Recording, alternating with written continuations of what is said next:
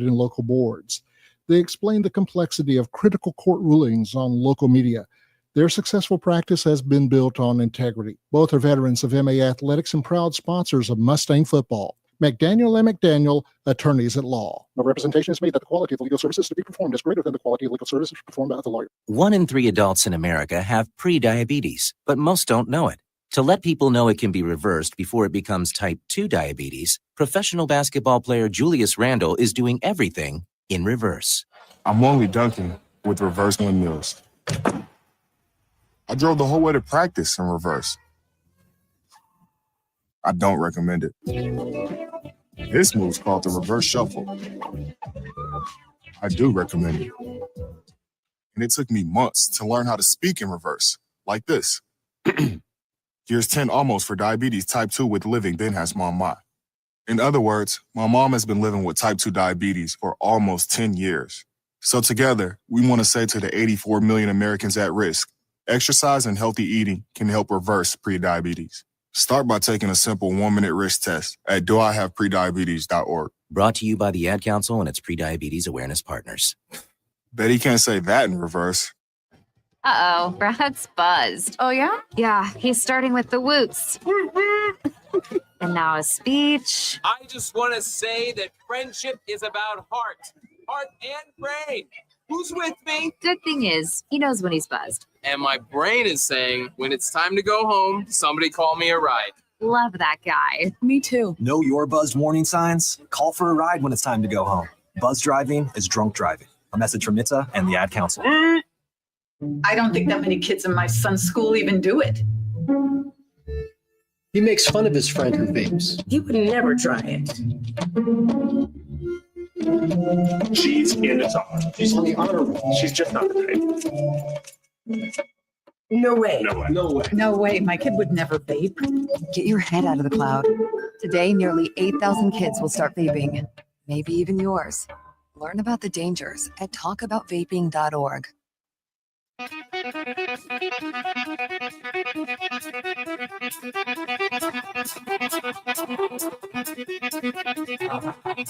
Welcome to Talkin' Ball with Scott Theisen and Drew DeArmond. Call into the Neighbors Wealth Management Hotline now, 256-576-4977. That's 256-576-4977. Now, here's Scott and Drew. There you are.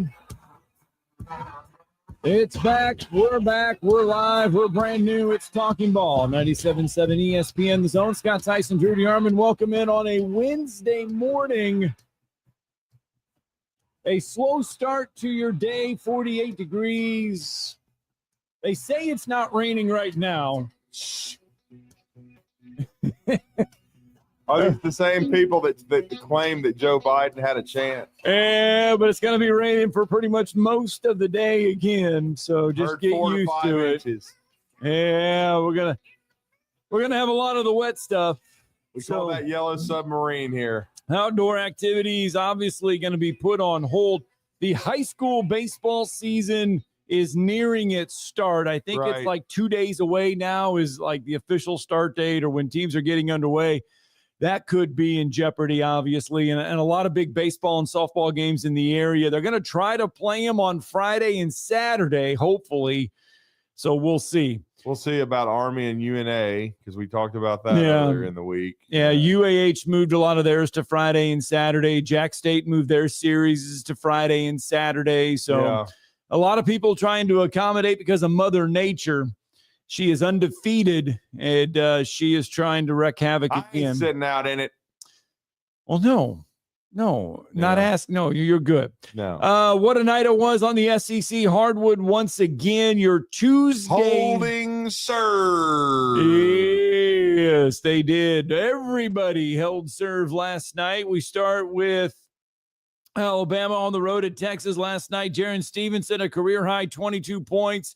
Alabama cruises 103-80 over Texas inside the Moody Center. Alabama connected on an SEC season best 17 three-pointers. Shot 59% from behind the arc in the victory. Stevenson, 7 of 8 from the floor, 4 of 5 from deep.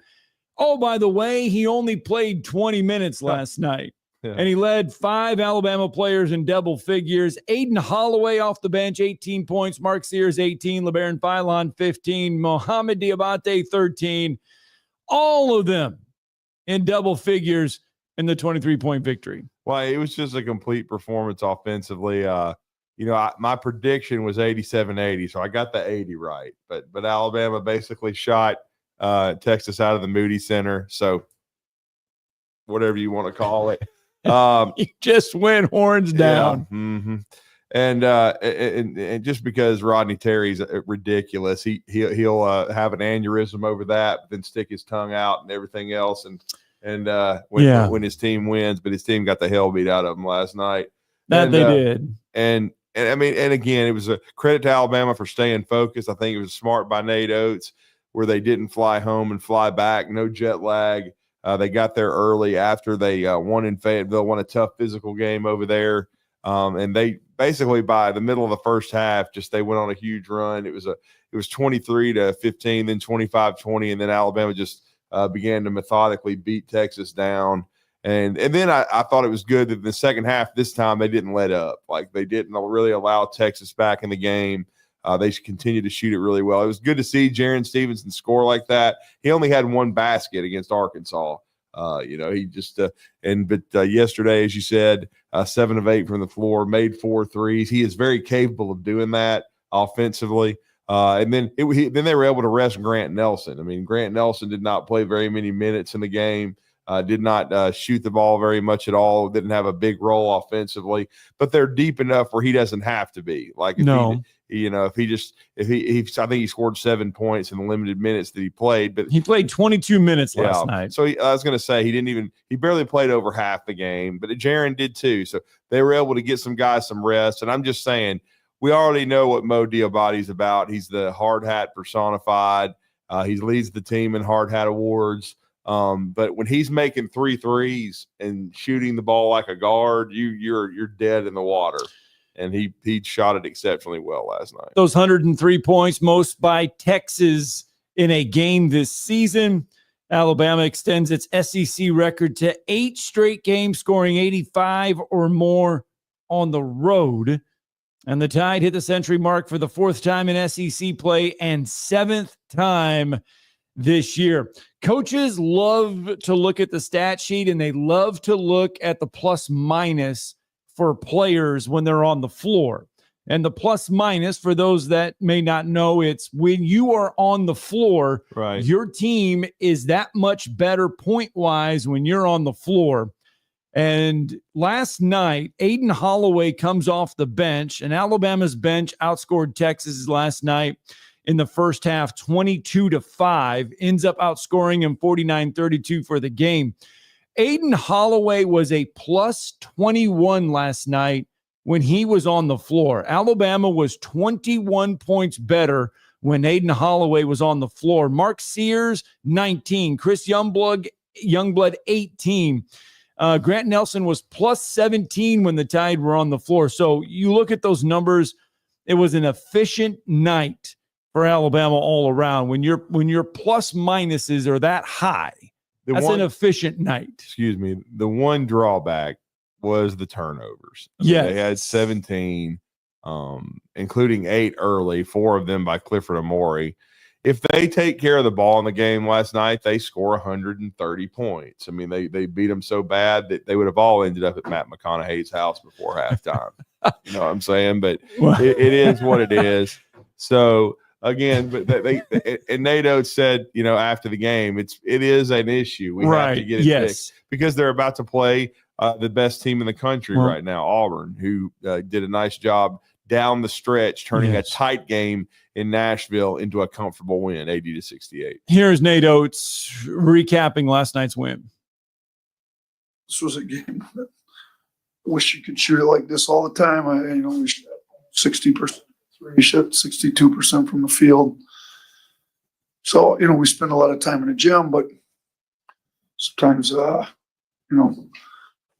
you get some open looks, you knock them down, and it helps the game go the way you want. So we had way too many turnovers again. That's becoming a major issue with us. You gotta give Texas a lot of credit. They got into us. They were physical with us. They forced some turnovers.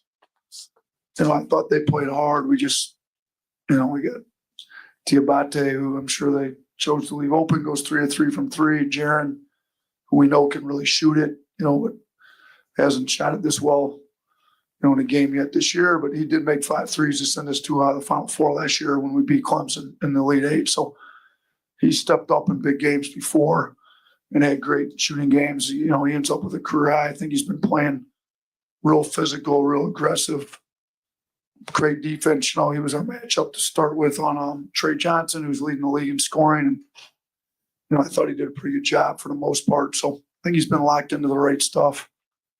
Really happy to see him have a great shooting game like he did tonight. So, we're fortunate to get these 2 wins on the road trip, both Arkansas and here. Now we got to lock in. We got a pretty tough stretch here, these last 7 games coming up. That's Nate Oates after the win over Texas last night. And as you alluded to, Auburn goes on the road last night. Denver Jones got off to a hot start. Then Chaney Johnson and Janai Broome took over in the second half. Auburn gets an 80-68 win over Vanderbilt in Memorial Gym last night. Mm-hmm. Jones, 21 points, 5 of 7 from behind the arc. Our 2-5-6 boys led the way, man. They did. I mean, Chaney was unreal. Denver has been the last few games starting to make shots and be a bigger part of the offense. And, that's a tough place to play when Vandy's good and they're good. They got rid of Boat Anchor Stackhouse. He was a good offensive coach, but, is about as good a fit as you would expect an NBA coach to be for the college game. I am shocked, though, he lasted as long as he did. Well, he did, but Vandy was in kind of a tough spot, right, and everything, and they gave him a huge contract extension, early on in his tenure. So, but I think Mark Byington's done a great job, and they certainly were playing hard last night. But Auburn's a battle-tested, tough team. And again, they're not all just Jonai Broome first-team All-American. They have a lot Chaney of weapons, had 20 points last night, 5 rebounds. Yeah. So, and Broome had 17 and a team-high 7 rebounds. So, Jonai didn't even have a double-double last night. But he played well. But again, Chaney had a great game and kind of took it over at times. Denver made shots and ran the squad. I mean, when they have balanced offense like that and they scored 80 points, they're tough to beat. Now, I think they had some defensive lapses in their own right. Bruce Pearl talked about that a little bit. They let Vanderbilt hang around, but anytime you beat what I think is an NCAA tournament Vandy team on the road there by double digits, I mean, you did your job. So certainly Auburn held serve and played very well. We'll talk to Bryan Mathews at the top of the second hour and get his thoughts on this, because he's been covering this program when it was bad. And, certainly I've covered Alabama basketball when it was mediocre to bad. But this is the salad days, the zenith. And we'll get his thoughts on, arguably the biggest college basketball game in state history and even SEC history, because it's 1 versus 2. For the first time in SEC history, and it doesn't have anything to do with Kentucky, which is surprising because Kentucky has the most basketball tradition in the league. And speaking of that, good job, Mark Pope, to whack the vomits again. Here's Bruce Pearl first on the win last night. Basketball team. Mark's done a tremendous job. I enjoyed our preparation. I enjoyed watching his team play, the way they've played, the way they've competed. Out of respect for Vanderbilt and their coaching staff and the way they do things, you could tell that we were ready. You could tell that this game had all of our focus and got off to a great start. We stopped guarding a little bit there in the first half, and that was an issue. Our identity. And one of the things that got us off to such a good start, I think, this year was we really started to take pride on how we would guard and get stops, turn people over. It's a long season. It's a grind. And I think that we've lost a little bit of that edge. We got to try to get that edge back a little bit. Took good care of the ball. They turned you over 15 times. We only turned it over 8, only 2 in the second half. Denver was brilliant in the first half, carrying us. Great bounce back game after the Florida game where he didn't shoot it very well. He's a scorer, and even though he's handling the ball, he needs to score. Chaney Johnson was rewarded as our hardest worker. He is our hardest worker. All those moves down there at the basket, nobody is in the gym more than Chaney Johnson, working on those moves, perfecting those moves. And he obviously had an advantage on the inside and took full advantage, 9 for 10. That's hard to do. There you go. Bruce Pearl after the win on the road at Vanderbilt last night. And as you alluded to, Kentucky does hold serve at home. The season sweep over Tennessee, 75-64, your final. The loss drops Tennessee to 7-5 overall in the league. Kentucky now up to 6-5. So that was that pivotal game to get them off that bump to be in the 8th spot because Florida gets by Mississippi State last night. So now your 8 teams that would play on day 1, South Carolina, LSU, Arkansas, Oklahoma, Texas, Georgia, Vanderbilt, and Mississippi State. Yeah, and it was a tough game, but Kentucky made the tough plays, and they played much better defense. Now, the only concern, of course, is Lamont Butler, who went down again with a re-aggravated shoulder and only played 22 minutes in the game. But the bonus is down the stretch, the last 10-plus minutes or so, Kentucky made the plays to win it without it. Right. Kyle Brea, the transfer from Dayton, or Kobe Brea, pardon me, the transfer from Dayton. He shot the ball tremendously well down the stretch, made some dagger threes, and did a great job, made 3 in the game, ended up with 11. And every shot he made was a big one. Owe had a big oop dunk that kind of iced it, down the stretch. I think put them up 8, 70-62. And so they were kind of able to cruise home from there and win 75-64. But and then we talked to Jack Pilgrim yesterday. Amari Williams has just kind of been doing a heck of a job. I mean, he's almost a 0.5, and that sounds like you're saying 1.5. No, I mean like a point center, right? And he does a great job of being able to initiate the offense, even at nearly 7 feet tall. And he's a guy that averages 3 assists per game and almost a double-double offensively. And he had a huge and one last night down the stretch as well. So it was just a good win for Kentucky. I mean, I felt like they had a good chance to sweep Tennessee once they got them in Knoxville. And Tennessee's still a very, very good basketball team, and they're still a top 5 team. But Kentucky, if they can work out the kinks, and they're going to have Lamont Butler back.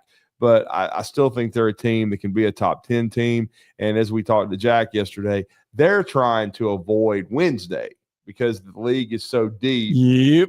And you just talked about kind of Mississippi State and Vandy, and they both lost. So if you're Kentucky, you got a big win. You've got 2 big wins this week, and you're trying to have a good weekend and then slowly get yourself off of Wednesday, where you've got to win 5 games in 5 days in Nashville. And they did but that now every game you win in Nashville, whether you're playing on Wednesday, Thursday, or Friday, is going to enhance your seeding, right? Because of the league being as tough as it is.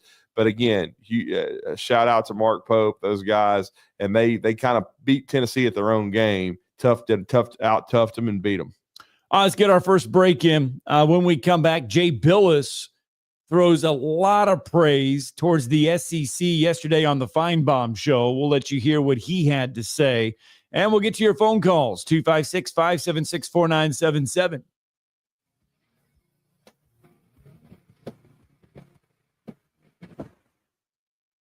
You're listening to Talkin' Ball on 97.7 ESPN, The Zone.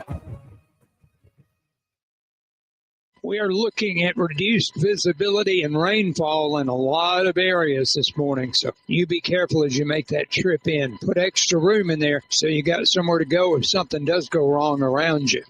Officers, construction workers, and first responders are putting their lives on the line every time they step on the roadway. You can make it safer for them. Slow down or move over. It's the law. Captain Nick in the Valley Skywatch Traffic Center. Tuscaloosa, we live by the blue-collar basketball motto. Stepping back, deep three, hard work. 2-on-1, driving, stepping through, shot, got it to go. Teamwork. Play the song for the champions of the Southeastern Conference. Join us for every game right here on your home for Alabama basketball. Listen to Alabama basketball all season long on 97.7 ESPN The Zone. It's laundry season at Owen Home Appliance Center. Tired of that washer walking out the door and having to dry a load 2 or 3 times? It's time for a new washer and dryer. Pick from brands like Maytag, GE, Whirlpool, Electrolux, and of course, Speed Queen. Try the new 2-in-1 GE Profile that washes and dries a load all in one machine. Visit the interactive location in Lacey Springs where you can try the washers and dryers before you buy them. Owen Home Appliance Center. Quality products, quality pricing, quality service. It's in the name, Owen Home Appliance Center. The company is Eagle Masonry and Insulation, but did you know they're also Eagle Landscaping and Dirt Work? Eagle can take care of all your landscaping needs, including irrigation, sod work, and planting, both plants and trees. On the dirt work side, Eagle can grade and build your pads, haul dirt in or out, and even do erosion control. Philip Love and his team can do it all for you. The website is the same, insulatewitheagle.com, as is the phone number, 256-755-1556. Give them a call and see what Eagle can do for you. Eagle saves you time. Eagle saves you money. In the Army National Guard, soldiers serve part-time and close to home. My community means everything to me. It helps shape me into who I am today, and is where I choose to raise my own family. That's why I joined the Army National Guard.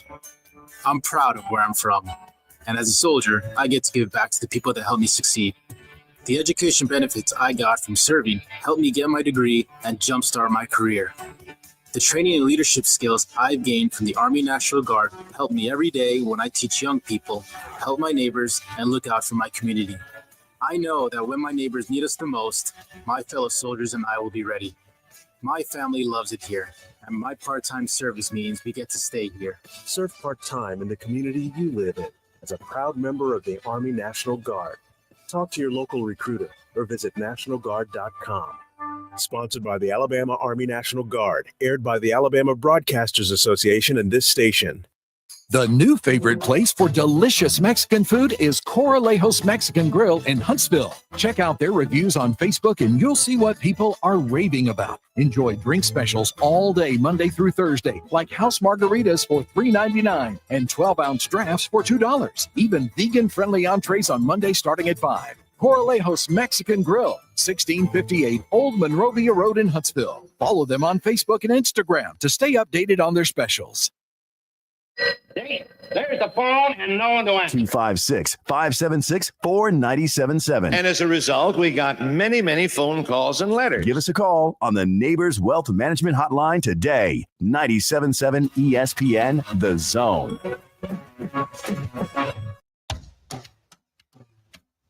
So going to break, we were talking about the fact, and we kind of wrapped up Alabama and Auburn's SEC wins last night on the hardwood. Does set up that showdown for Saturday. And if you look in what is today, Wednesday? Yep. I should have pulled Yellow up. Submarine Day. Yes, it's going to be that way for the next 24 to 48 hours here. Well, you told me off the air. In the Tennessee Valley. Is the term you use. Ridiculous, yes. Ridiculous can also be used to describe the fact that Joe Lunardi still has 13 teams in the NCAA tournament. And that was his bracketology he put out yesterday morning, going into the games last night. 13 teams. Because as you always say, he updates it every Tuesday morning. Tuesday and Friday mornings right now. He's putting it out. Twice a week. So Jay Billis, our friend Jay Billis, who's been on the show several times, had this to say about the league yesterday. Paul, I have never seen anything remotely like what we're seeing in the Southeastern Conference this year. The non-conference success has not been seen since the ACC in the mid-1980s. That's so long ago. I played in the league back then. But the biggest difference in comparing those two is the ACC was 8 teams then. It's a lot easier to have 8 really good teams than it is to have 16 really good teams. And it's going to cause the tournament selection process a problem because you're going to have teams with losing records in conference that are going to be significantly better than some teams that are finishing in the top 3 or 4 in a couple other leagues, power leagues. They're going to have to really dig in because every game in this league is quad one. It's absurd. I've never seen anything like that. In South Carolina, you could say, okay, they're the quote unquote worst team in the Southeastern Conference. They haven't won a game in league. They beat Clemson before the conference started. Like they had a 14-2 record or something like that coming into conference play. This is the most powerful basketball league top to bottom that there has ever been. Yeah, I mean, right now, I was thinking about this last night. Once the dust settled with the games, and then we have more tonight. But like Jay said, South Carolina, their fate is sealed. They're not going to postseason this year, right? Basically, unless they win 5 games in 5 days. And if they do, then I'll probably I'm not going to say something stupid. I mean, come on. I mean, give me I guess anything. Come on, what were you going to say? Because, what was the first thing that was going to pop in your head right there? I'd probably wear a Bruce Pearl mask or something. But I mean, I just don't look. I know what you're saying. The improbable run is not likely for South Carolina to win 5 games in 5 days. And then Arkansas's got LSU tonight, and they have to win that one to stay in the conversation. But LSU and South Carolina are pretty much what's the term they use now? Cooked. Yeah, he had Joe Lunardi yesterday put Arkansas in his first 4 out. Yeah, and Arkansas is still very much on the bubble too. But Georgia is in the last 4 in. He has Georgia as his last 4 in. He has Arkansas in the last 4 out. Right. He has Oklahoma and Texas and Vanderbilt as the last 4 buys. Yeah, so I just think there's 5 or 6 teams in the SEC that may fall by the wayside. Oh, I mean, Oklahoma, Texas, Vanderbilt, Arkansas, and Georgia. No, I don't think Vanderbilt will be in that conversation. I think they'll win enough games. Georgia still got a shot as well. So I think the max bid for the SEC will be 12. Okay. And but I think Georgia and Vanderbilt have the best chance out of those teams because I still think Arkansas has gotten themselves off the mat and has a chance, but that's a chance. Not that they're going to be there because they definitely it's a must win against LSU tonight, no question at home because they already blew a game over in Baton Rouge against them. But when you look at Arkansas, they don't have as many. Like we already talked about, their best win is basically their 2 best wins or their 2 SEC wins on the road.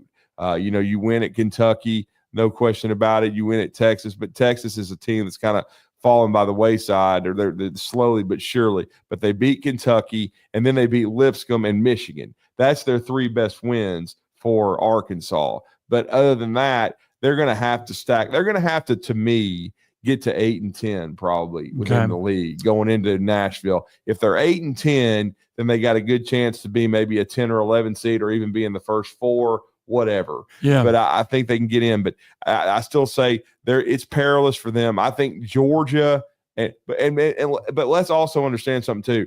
Arkansas beat Georgia, I believe. Isn't that correct? I think they. I can look at it here real I think that fast. was their first SEC win. And so that was a grinder. But that may end up really hurting Georgia down the stretch if they're both on the same plane. Yeah, they beat him 68-65 at home. Mm-hmm. Yes. So, and I think Georgia had a lead late, couldn't hold it. So, but I think Georgia and Vanderbilt are still, I think, have a better shot than Arkansas. Yeah, Arkansas. So you mentioned LSU tonight. Yeah. After that, it's at 8th-ranked Texas A&M, at top-ranked Auburn, and at home against 21st-ranked Missouri. And who is that? That's Arkansas after LSU. They're finished. Never mind.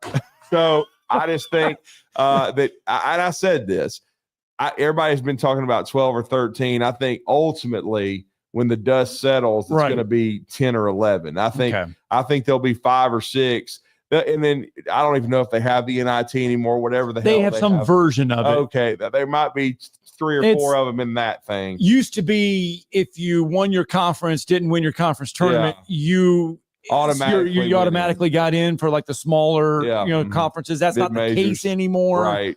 So there's some version of the dumb thing. And Calipari in the past, now he's with Kentucky, he's gone to the NIT and lost, before, but he's also decided to dodge it and just not go to postseason. So it'll be interesting to see who I think most should take those opportunities to continue to play basketball. Yeah. But we'll see what happens. Well, I tell you what, we may need to be packing our bags and driving to Lexington because Joe Lenardi, and it hasn't changed, he still has Auburn and Alabama both a 1 seed. Right. He has Auburn as the overall number 1 seed, but he has Auburn in the South region going to Atlanta. Okay. He has Alabama in the Midwest region in Indianapolis, but both of them would play their opening round games in Lexington. Very interesting.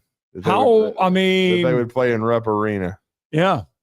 But it would be, that's a road trip worthy for us. Yeah, it would be. And no question we could hold up. Steve's already making grand plans. I heard him on the drive last night. If both Alabama and Auburn go to the Final Four. I was told that this weekend that we're headed there. San Antonio. We're headed to San. Yeah. Yeah. There we go. So I think we could get some Tex-Mex food there. All right, maybe. And we even had one of our sponsors saying they had family over there that they could hook us up with a place to stay. So I don't know. I'm all for it. Let's go. Let's go. Let's go out to the phone lines. Jeff from the Borough is with us this morning. Good morning, Jeff. Congrats on the sweep, Jeff. Y'all won't get to me. I know y'all kept talking. Drew Lenardi, how you doing this morning? You doing all right? I'm doing pretty good, Jeff. How are you? Drew Lenardi's all right. Well, I know y'all commit everything, but we just gonna win as many games we can win. And when you got regular season, Rick, they've shot 14 of 63 against us, 22% at the 3-point line. They can't shoot. It's the guys Ziegler, please. Lamont Blair took that ball away from him and laid it in. You got to give me a break, Ziegler. Has Tennessee overachieved? I'm asking Drew this. Has Tennessee overachieved? They have not shot the ball well pretty much all year. It's a matchup situation. They just don't match up well with Kentucky. They don't shoot. They can't shoot. And Kentucky's a really good offensive team. And I hope Lamont Butler's going to be okay. I hate that he keeps getting banged up. He's very important. He's banged up. Very important to the team. Yeah. He's been banged up all year. He's tough. He's gonna play if he can play. That's just the way it is. They got to go to Texas Saturday. It's the way it is. Texas is getting beat down though. They're playing him, I think, at a good time. If they can get Lamont back on the floor and at least get 20 minutes out of him, I think it's a matchup they can win on the road. And any game you can win in this league on the road is going to be big. And like we said, right now Kentucky's trying to claw their way back into the top 10 in the country and stay out of Wednesday. That's what you got to do. You got to stay out of Wednesday, man. They win big games. They win. They do that. That's here and over there. They right got the tiebreaker over Tennessee now. Thanks for surpassed Tennessee in the standing of that. It's the way it is. Basketball's a tournament sport. It's not about the regular season. It's like years ago when they started the ACC tournament. That's what Case, Coach Case wanted to do it in NC State. He said the tournaments are banquets and the games are feast. So that's what it's about. He's the guy that started cutting down the nets every time you win a championship. So everybody does it now. They do that. But we got to play. Nobody gives us anything. We got to play. At least they let them play last night. The fouls were about even, and they let them play. Kentucky made 12 of 24 threes, and Noah was big off. Number 9 was big off the bench. He had 11 points. Travis Perry made shots. That's big for Kentucky. Perry scored 5,000 points in high school. He did. State champion. He played 7 years of high school ball. He started in 7th grade, so I think he knows how to play ball. He's one of the best high school players in the state history's all time leading scorer. But we're gonna be okay. We just gotta get a little bit more healthy. If they can do that, then they'll be okay. But when he got regular season rig, I told y'all before, y'all could have him. Y'all think he's so great. Y'all could have him all you want to. I'll have a lifetime contract at Tennessee. So like I said, I'll see y'all guys. See. All right, thanks, Jeff. They're still a top 10 team, Jeff. I mean, but kudos to Kentucky for sweeping. Right. No right. doubt. And now we've had one of our esteemed listeners, instead of me wearing a Bruce Pearl mask, what he wants to do is if South Carolina wins 5 games in 5 days and wins the automatic berth, we have to host a show with Jeff in the studio. I don't know if we could get his ass here. I doubt it. He's yellow. Let's get a break in. I don't know if I like that one. Let's get a break That's a little in. whack. Yeah. We might get secondhand smoke, too. We got to get a break in. 7. I'm not a fan of Jeff coming here. Nah. You're listening to Talkin' Ball on 97.7 ESPN, The Zone. From the Fox 54 Weather Center, I'm Chief Meteorologist Jordan Dressman. Rain continues this afternoon across North Alabama, southern Middle Tennessee. At times, we're going to be talking about pockets of very heavy rain across the Tennessee Valley, which could lead to a little bit of localized flash flooding. At the same time, I also think a couple of thunderstorms are going to be possible, especially through the later part of the afternoon, early into the evening. Temperatures climb into the upper 50s and lower 60s. The rain is going to come to an end as we head into the overnight, early into your Thursday morning. Temperatures drop into the lower 40s. I'm Chief Meteorologist Jordan Dressman on your home for ESPN Radio, 97.7 ESPN The Zone. We are looking at reduced visibility and rainfall in a lot of areas this morning, so you be careful as you make that trip in. Put extra room in there so you got somewhere to go if something does go wrong around you. Officers, construction workers, and first responders are putting their lives on the line every time they step on the roadway. You can make it safer for them. Slow down or move over. It's the law. Captain Nick in the Valley Skywatch Traffic Center. Mike Rowe here with a quick question. Have you noticed cracks in your drywall, chimney, or exterior walls? I hope not, because if you have, they could be indications that you've got a much bigger problem with your foundation. That's where AFS comes in, a groundworks company. They can honestly assess your situation and create a plan to stabilize your foundation. Schedule your free inspection at afsrepair.com/row. And while you're there, check out my latest dirty job. It's a good one. Licensed in all states where work is performed. See website for details. Hi, my name is Dan Aldridge. I'm here to let you know about the Aldridge Law Firm and the soon-to-be-announced Legal Town Center. I've been practicing law in Alabama since 1984, and I also practice in Tennessee. And I'm from North Alabama, and I'm here to represent you and take care of your legal needs. For many of us, hiring an attorney is not high on the priority list and maybe a little scary. But it's something that we all need at some point. So by all means, do your homework. And if you need representation for car accident, wrongful death, medical malpractice, nursing home abuse, or estate planning, or any other matter, just give us a call at 256-534-3188. And you can email me at Dan, that is Dan at danaldridgelaw.com. Dan at danaldridgelaw.com. God bless America. No representation is made that the quality of legal services to be performed is greater than the quality of legal services performed by other lawyers. Tom Luganville here for my friends at Woody Anderson Ford. Bobby White and his team take great pride in their service department, and you can see it the moment you walk into those beautiful new service lanes. And just like a championship team, they all work together to make sure your experience is second to none, whether you drive a Ford or not. Also, check out the gold certified pre-owned inventory at Woody Anderson Ford for great deals every day. Stop by and see them at Jordan and Sparkman or at Woody Anderson of Madison on Hughes Road, or visit WoodyAndersonFord.com. If hunting and outdoor recreation are your passions, it all starts with the right property. That's where I come in. I am Bo Butler with Southland Realty and Auction, a hunting and recreational land specialist and a Jackson County native who sees land through a hunter's eyes. Just as you trust your guide on a big game hunt, you can trust me to find the perfect property for you. Thinking of selling? Let me help you make your land attract buyers. Remember, Bo knows land. Call me at 256-609-0512. This is Steve Moulton from 97.7 ESPN The Zone with my friend Brandon Pilcher from Pilcher's Appraisals. Brandon, what exactly do you do? Steve, I'm an appraiser. I can value a property for you if you're potentially going to sell, and that valuation could also be used to help you with your property taxes. Thanks, Brandon. Brandon is licensed in Tennessee, Alabama, and Georgia. You can contact him at 706-936-3766. Call or text. Never miss 1 second of Charger basketball with the Charger Zone. Murr attacks it, lobs it, shooting it down. Is Daniel Sandler on the alley-oop right out of the game. Only on 97.7 ESPN.com and the 97.7 ESPN The Zone app. All right, welcome back. Talking Ball 97.7 ESPN The Zone. My apologies to you. Right. Because yesterday I did not do what I was supposed to do. Okay. So yesterday, anytime we can work it into the show, we're supposed to. Okay. It's law. Oh. Yesterday was Burt Reynolds' birthday. Oh, dang it.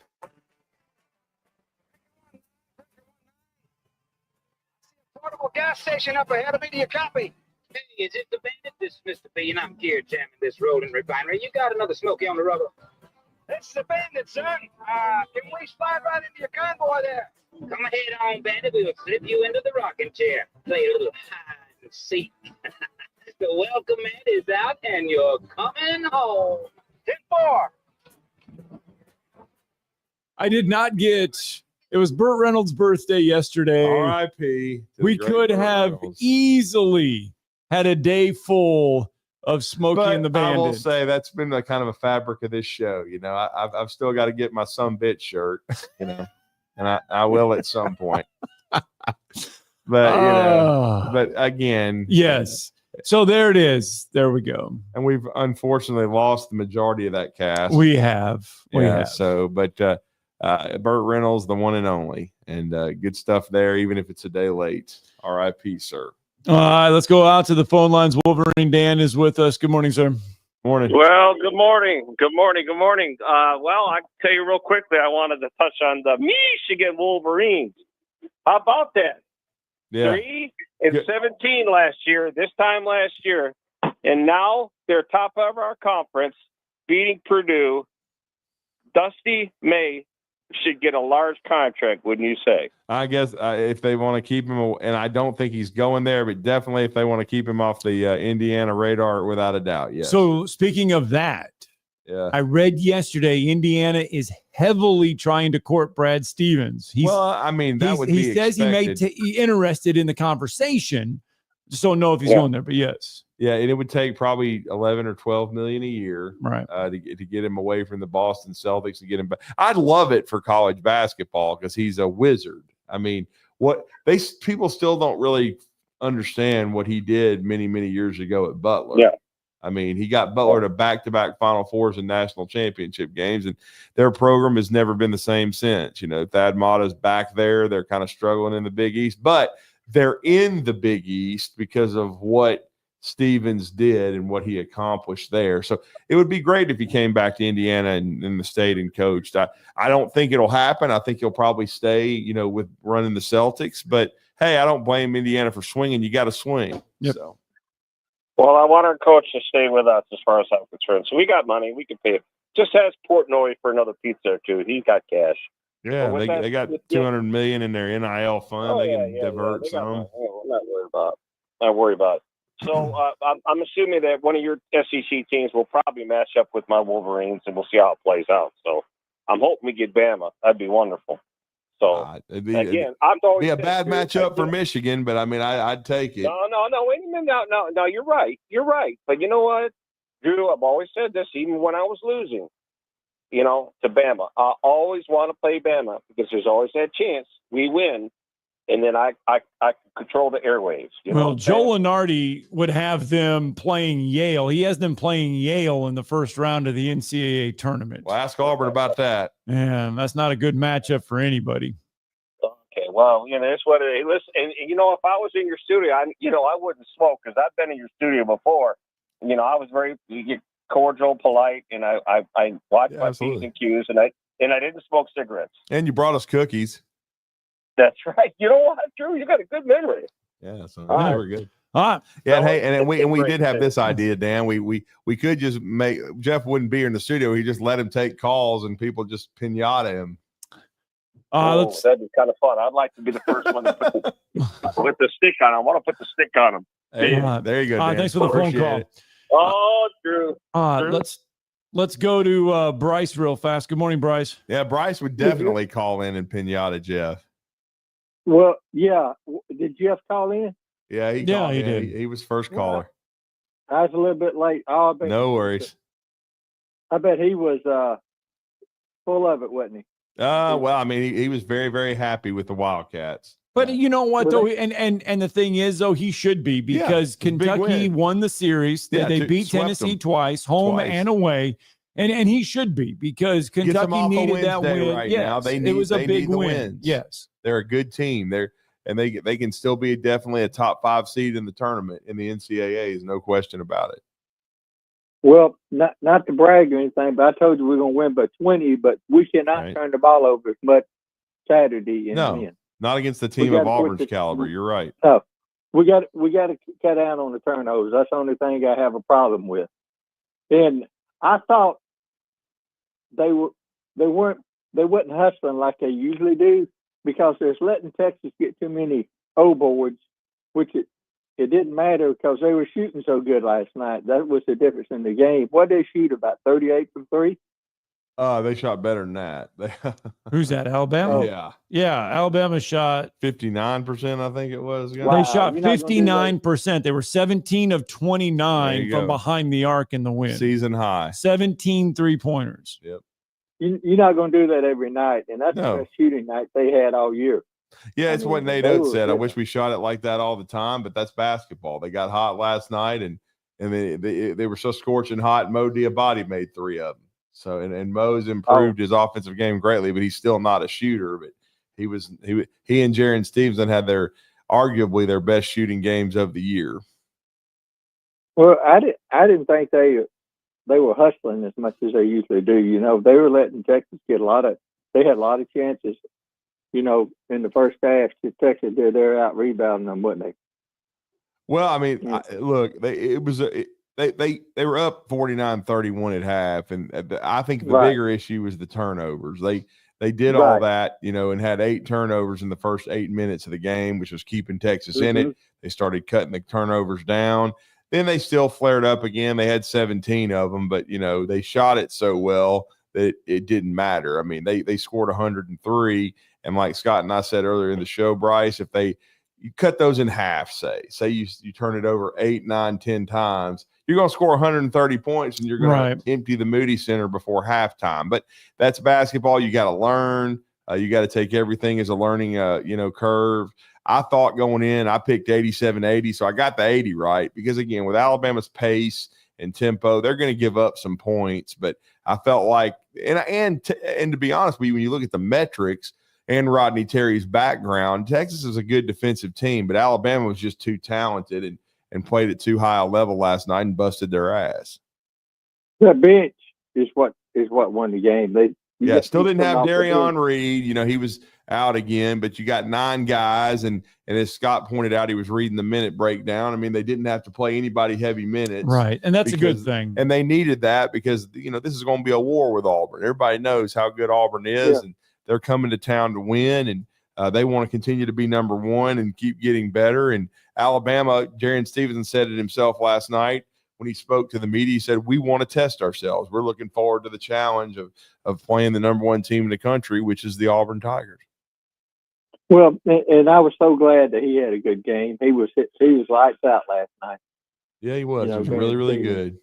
It's the first game he's played real good, you know, as far as scoring, but he's been playing defense and everything. He did a good job on that guy, you know. But that guy, he's unbelievable. Yep. That number 20, that Johnson guy they got, he could hit it from anywhere. Yeah. You know, you have to really clamp down on him. And Auburn's going to come in there ready to play, just like you said. If we have like 8 to 10 turnovers, we should be okay, you know, and play good defense. I think we can beat them, you know. All right, Bryce. Thanks for the phone call, bud. I appreciate y'all. All right, let's get in Ryan from Huntsville. Good morning, Ryan. Morning. Hey, good morning. I just want to keep it short. Obviously, this is probably our best team ever. Potentially. Who do you think is the weakest link in this team, if at all, if any? I mean, in their top 10, I don't really think there is one. You might say Aiden Sherrill, but he's really been getting better. He struggled a little bit last night, but he you might say he'd be the 10th man in the rotation as a backup 5, but he's had some bright moments, especially against Georgia several days ago. But I think he's a future NBA player. I think this Alabama team is stacked. I think Houston Millett and Reitzel are great. But I think Nas Cunningham, who is redshirting, who was the 13th guy that I had on my list for the roster, the coaching staff believes, should he continue to work, that he's a future NBA player. I don't think there's a bad player on the team. I think they've done an amazing job of building it. That's why when you said what you said, I know when you said when you said potential, I said potentially. When you said best team ever, it does have the chance to be, because I think it's a team that has who's on the very short list that can win the national championship. They have enough talent.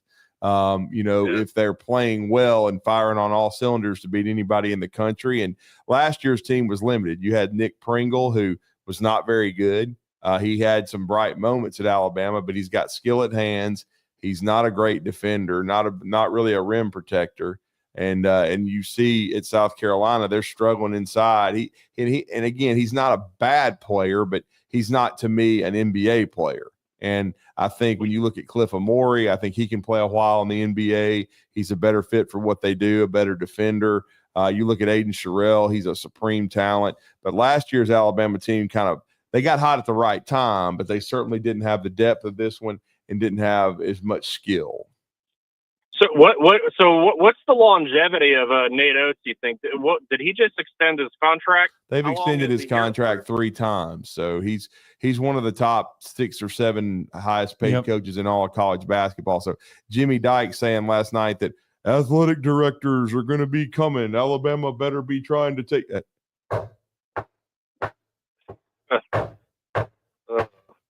What have they been doing, Jimmy? Have you been paying attention? They're also building a $50 million practice facility. I know the game was in the Moody Center, and all you guys talked about the entire second half was Scott would love it. They were talking about the food and the brisket and made reference to, I believe, Alabama and Texas football. But they were talking about Texas. I mean, chocolate chip cookies as big as manhole covers.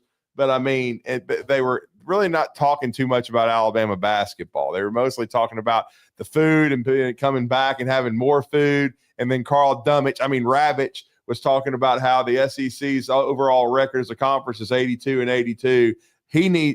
Only thing that moron needs to be doing is hosting a studio show. He has no business being on the air play-by-play. He is horrendous at it. You don't like him in baseball. You don't like him in baseball, do you? He's terrible. He does the College World Series. Carl Ravitch, yes.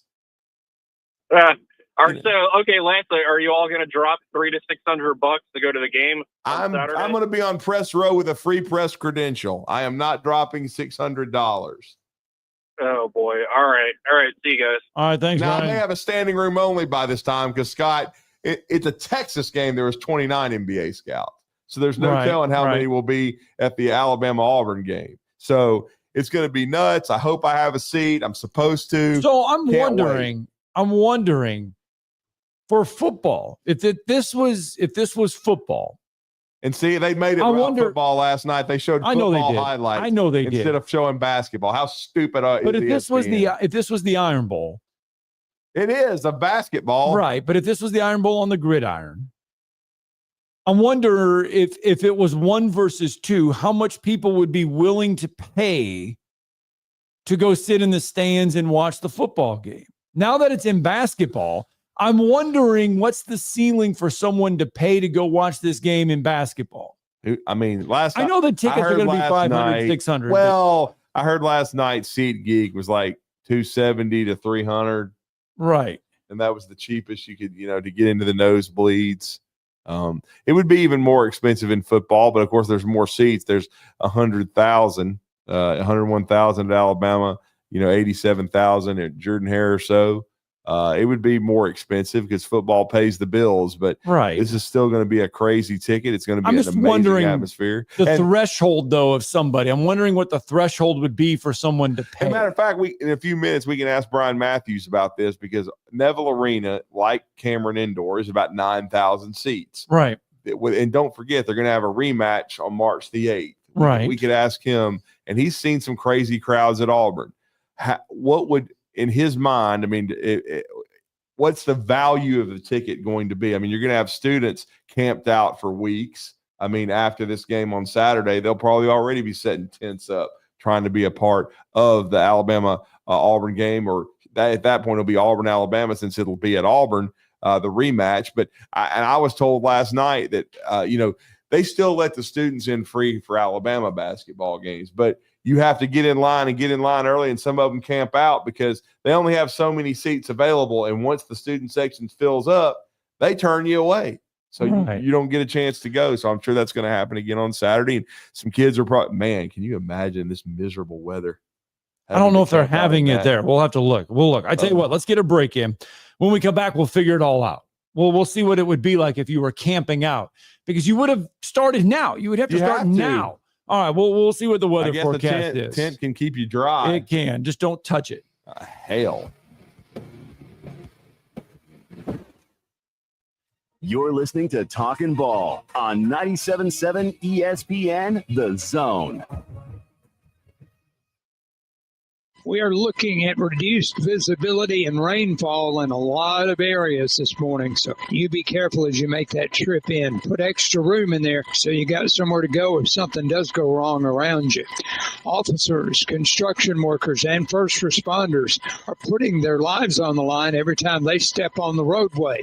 You can make it safer for them. Slow down or move over. It's the law. Captain Nick in the Valley Skywatch Traffic Center. You've got to experience Toyotathon at Bill Penny Toyota. They've got the selection with over 700 new Toyotas to choose from. And they've got the extras with Bill Penny perks and a 10-year unlimited warranty. So get on over to Bill Penny Toyota today and experience Toyotathon. Bill Penny Toyota in Huntsville and online at BillPennyToyota.com. Bill Penny's Toyota 10-year unlimited warranty is valid through the 10th year of ownership. Valid on new vehicles only. See dealer for details. Sometimes the coolest little gems are found a little off the beaten path, and that's exactly where you will find Hickory Store Barbecue. They are on Blake Bottom Road, just east of Jeff Road, and it's definitely worth the trip. The smokers are going on site daily, and they have the best smoked wings around. You'll love the fireplace and the covered patio, and best of all, Hickory Store Barbecue is locally owned and operated by the McAlpins. They even have rotating craft beer taps and live music weekly. Hickory Store Barbecue. Go see what you're missing. Blake Bottom Road in Monrovia. You'll thank me later. You can now do more without it costing you more. Alabama's attractions have come together to offer the all-in-one ticket that downloads to your mobile device. No matter how many attractions listed on the ticket you see during the time span you bought, your price stays the same. Pick the right ticket option that best fits your schedule, and then enjoy more attractions without spending more. All-in-one tickets for different areas of Alabama are available at alabama.travel and other places where online tickets are sold. Brought to you by Alabama Tourism Department, the ABA, and this station. Hey, brother. Saw you call. John, I've been thinking about our days during the war, and I'm on my way. Thanks, man. If you are a veteran struggling with depression, anxiety, or need someone to talk to, call 800-273-8255. Press 1. It's private and free 24/7. Call 800-273-8255 or visit vetsforhope.com. Sponsored by the Partners of Alabama's Challenge and the Alabama Broadcasters Association. This segment of Talkin' Ball is brought to you by University Kia, the #1 volume Kia dealer in the state of Alabama. Located online at universitykia.com.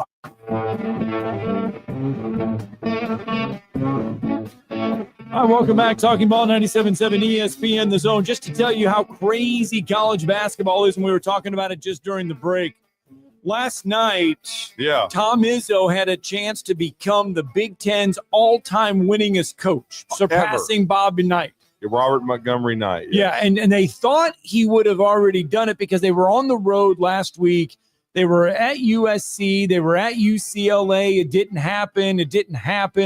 They come back home, and what is today? Today's Wednesday. I believe it was Sunday. I think it was Sunday that they got the win. Boy, our music is still going, by the way. By the way, that they got a win at home on Sunday, and they tied the record. They thought they were going to get the record last night against Indiana, but Mike Woodson pulls one out. Yeah, he doesn't even do pre-game chats anymore. He's just coaching it out. But, Indiana's got one of the highest payrolls in college basketball. They're still very talented. They win 71-67 over there in the land of Sparty. And then as we were talking about too, once again at home in Manhattan, K-State, Jerome Tang, they've got one of the highest payrolls in college basketball, Coleman Hawkins and crew, and they beat Arizona. They've, as you pointed out, they've got a win streak right now that's putting them in the conversation to be on the bubble when they were probably the most underachieving team in college basketball the first month and a half. All right. So you wanted to know the weather. What would it be? So we've seen the Auburn students and where they camp out. Where are they camping out in Tuscaloosa? Where do they do it by Coleman? I mean, are they camping out? I'm sure they will be. I mean, it's raining in 57 right now in Tuscaloosa. It's supposed to be raining all day there as well. I'm telling you. Thursday, it's rain. Friday, no. Saturday, yes. So are they camping out? I mean, they have before. I mean, I'm sure, like I told you, Scott, they don't have assigned seats, man, except for, a couple of the Crimson Chaos members. Otherwise, it's brutal. So you got to get in and it's first come, first serve. So I would think they'll be camping out for this matchup, which is going to be one we're going to talk with Bryan Mathews about in just a few minutes. Oh, man, I tell you what goes good with Bryan Mathews? How about some Uncle Keith's red sauce? I had some the other day. Man, it was outstanding. I tell you what, 314, 340, 357. That's the price right now on StubHub for some tickets, up to $3,000. This is Brent Musburger's VSiN Action Update on 97.7 ESPN The Zone. For a limited time, GBank is offering a $250 bonus when you open a GBank Visa Signature Card. Apply today at vsin.com/GBank. Auburn mauled Vanderbilt 80-68 at Memorial Gymnasium yesterday. They covered as 8.5-point road favorites. Alabama 103-80 over Texas, winning their 7th straight and covering the 4.5-point number. Troy today, 9.5-point favorites at Louisiana, 136.5 the total at the Cajun Dome. Qualifying coming up today for the 67th running of the Daytona 500. Todd Gilliland and Kyle Larson 7-1 to win the pole. Joey Logano bet down from 10-1 to plus 750. Michael McDowell 8-1. Noah Gragson and Austin Sidrick are both 9-1. For more, go to vsin.com. Mike Sennett, 97.7. WCZN, Union Grove, Huntsville, Alabama. 97.7 ESPN The Zone. SportsMed is the official team physicians of the Rocket City Trash Pandas. And if the pros trust SportsMed, you can too. SportsMed provides every service you might need for complete orthopedic care, specializing in orthopedic surgery, sports medicine, joint replacement, spine surgery, neurosurgery, and podiatry. And they offer their own brace shop, in-house full-body MRI, physical therapy, walk-in clinic, and so much more. 4 locations and on the web at sportsmedalabama.com. This hour brought to you by SportsMed Orthopedic and Spine Center. Online at sportsmedalabama.com.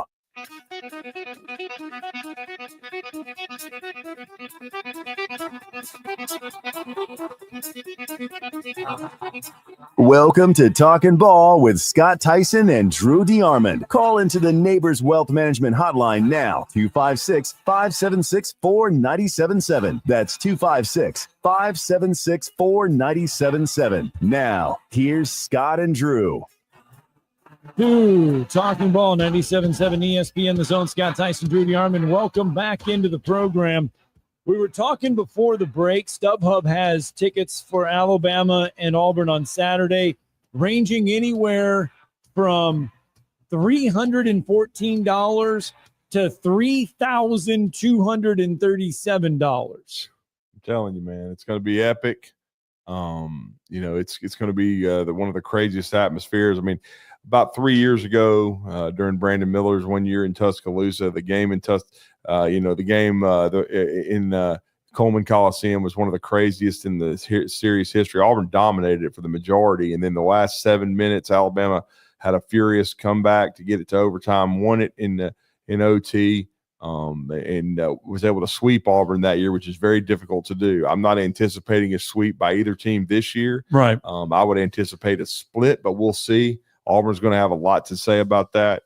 They're the number one team in the country for a reason. It's going to be an unbelievable matchup, and we're going to break it all down with our next guest. Since 2001, he's covered the Auburn Tigers. He's with Rivals.com and, of course, with Auburn Sports, and that is Bryan Mathews. Bryan, good morning, sir. Good morning. How you guys doing? Sounding good. Look Now, at that. See, we got to ask you this, Yay! too. Neville Arena has become one of the hardest venues to win in the country. Crazy atmosphere, 9,000 seats. We were having people asking us about, what's it going to cost to get into Coleman Coliseum. With it being limited seating at Auburn and every seat sold all the time, when this rematch on March the 8th, what do you anticipate tickets going for, if there's any available at all? Probably won't be many available, but they'll be in the thousands. I'm quite sure. You think thousands? So they've been in the thousands before too, right? That's something I don't. We're not in anything like that. I'm just saying. I would venture to say, if you could find a seat, if it was for sale, it would be in the thousands. What is it so far in Tuscaloosa? I haven't seen. Well, we Scott said just found 300 and 300. The So cheapest was the in the outlier, 300s. 314, right, all the way up to about that's 600. nosebleeds. But some Okay. idiot It's got a dang has it pair of listed tickets. for $3,000. All right. Well, maybe I'm overestimating what would be in Auburn. Then I don't know. I mean, we're just saying in Tuscaloosa, if you're wanting $3,000, I mean, as crazy as the atmosphere is in Auburn, it's going to be insane. And like I told Scott, the student tickets are free at Alabama to get in basketball, but I would imagine they're camping out right now, and I would imagine in the coming days that some of these Auburn students are already going to start camping out for the rematch, which will be at Neville Arena. It will. It's good. This is just incredible, unprecedented. I'm so excited to be a part of this and to be able to cover this and to be able to witness this. It's something when I started my career back in 2001, I never thought that both programs would be in this position. Never, right? I mean, Auburn would have a year or two every 10 years or so. Alabama was a little bit more consistent program back then, but still never reaching these type of heights. And both teams going to the Final Four in the last 6 or 7 years. Now 1 and 2 or 2 and 1 in the country, depending on how you look at it. Well, Bryan, in order for that game really, I mean, you wanted that game on Saturday to have the lust, the shine, and everything. But Auburn had to first take care of Vanderbilt last night, a place of horrors for Auburn over the years.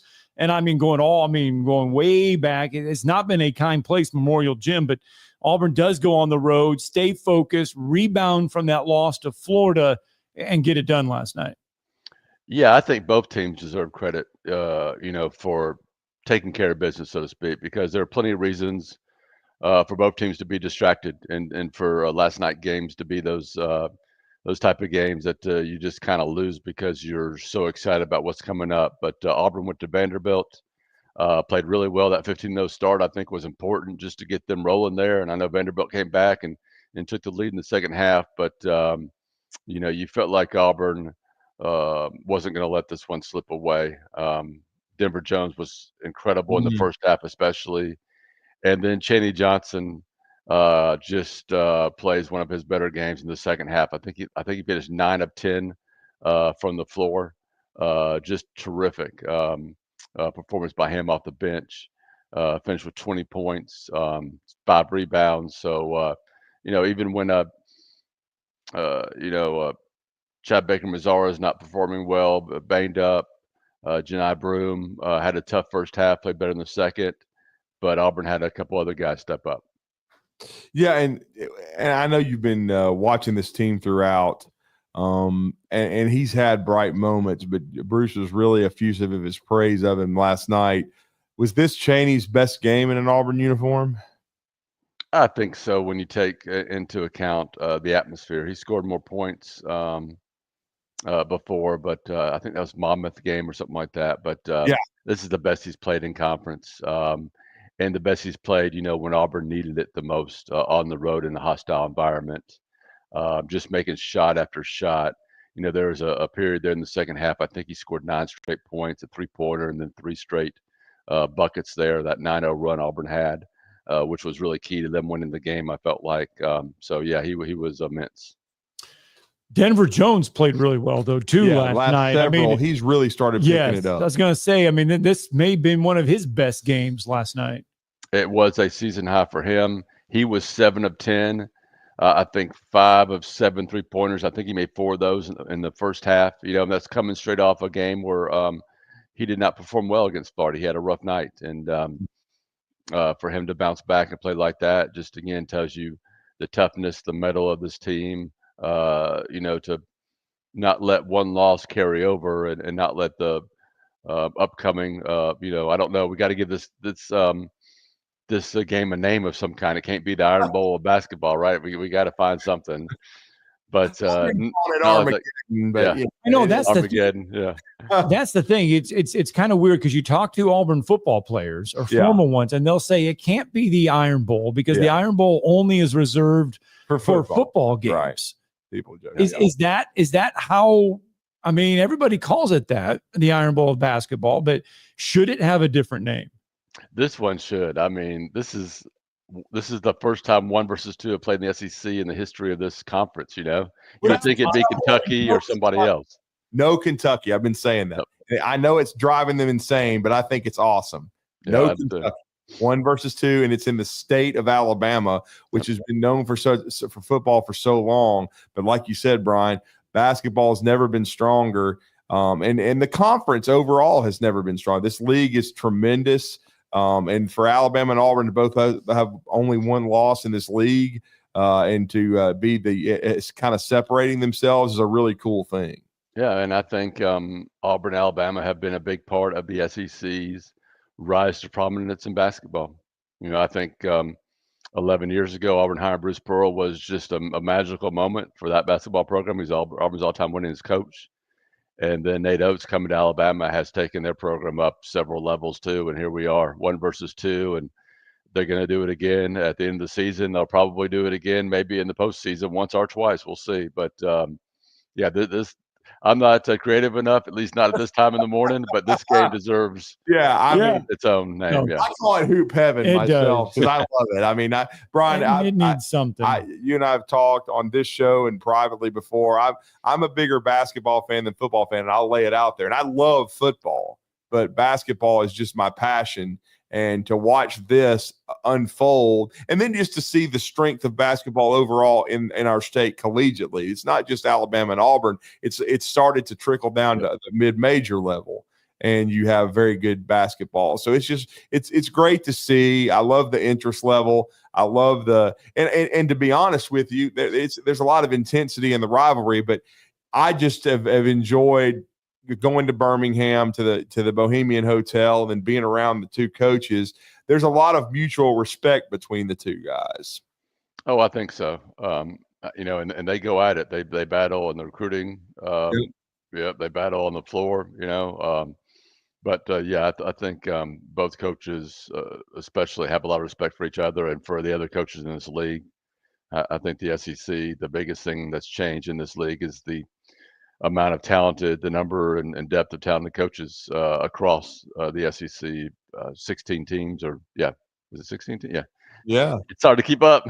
We were debating today how many would ultimately get in, because Lenardi, as you know, he does the 2 updates per week. Alabama and Auburn both on the 1 line. I think he has 13 SEC teams in right now. I still think when it all said and done, it'll be 10 to 11. I don't anticipate 12 to 13 getting in. They're going to kind of cannibalize themselves. But then we've all been kind of, marveling at, as you know, the SEC tournament's expanded. There's 4 games on Wednesday now that somebody of the ilk of Kentucky could be playing on Wednesday. It's wild to think about it. And,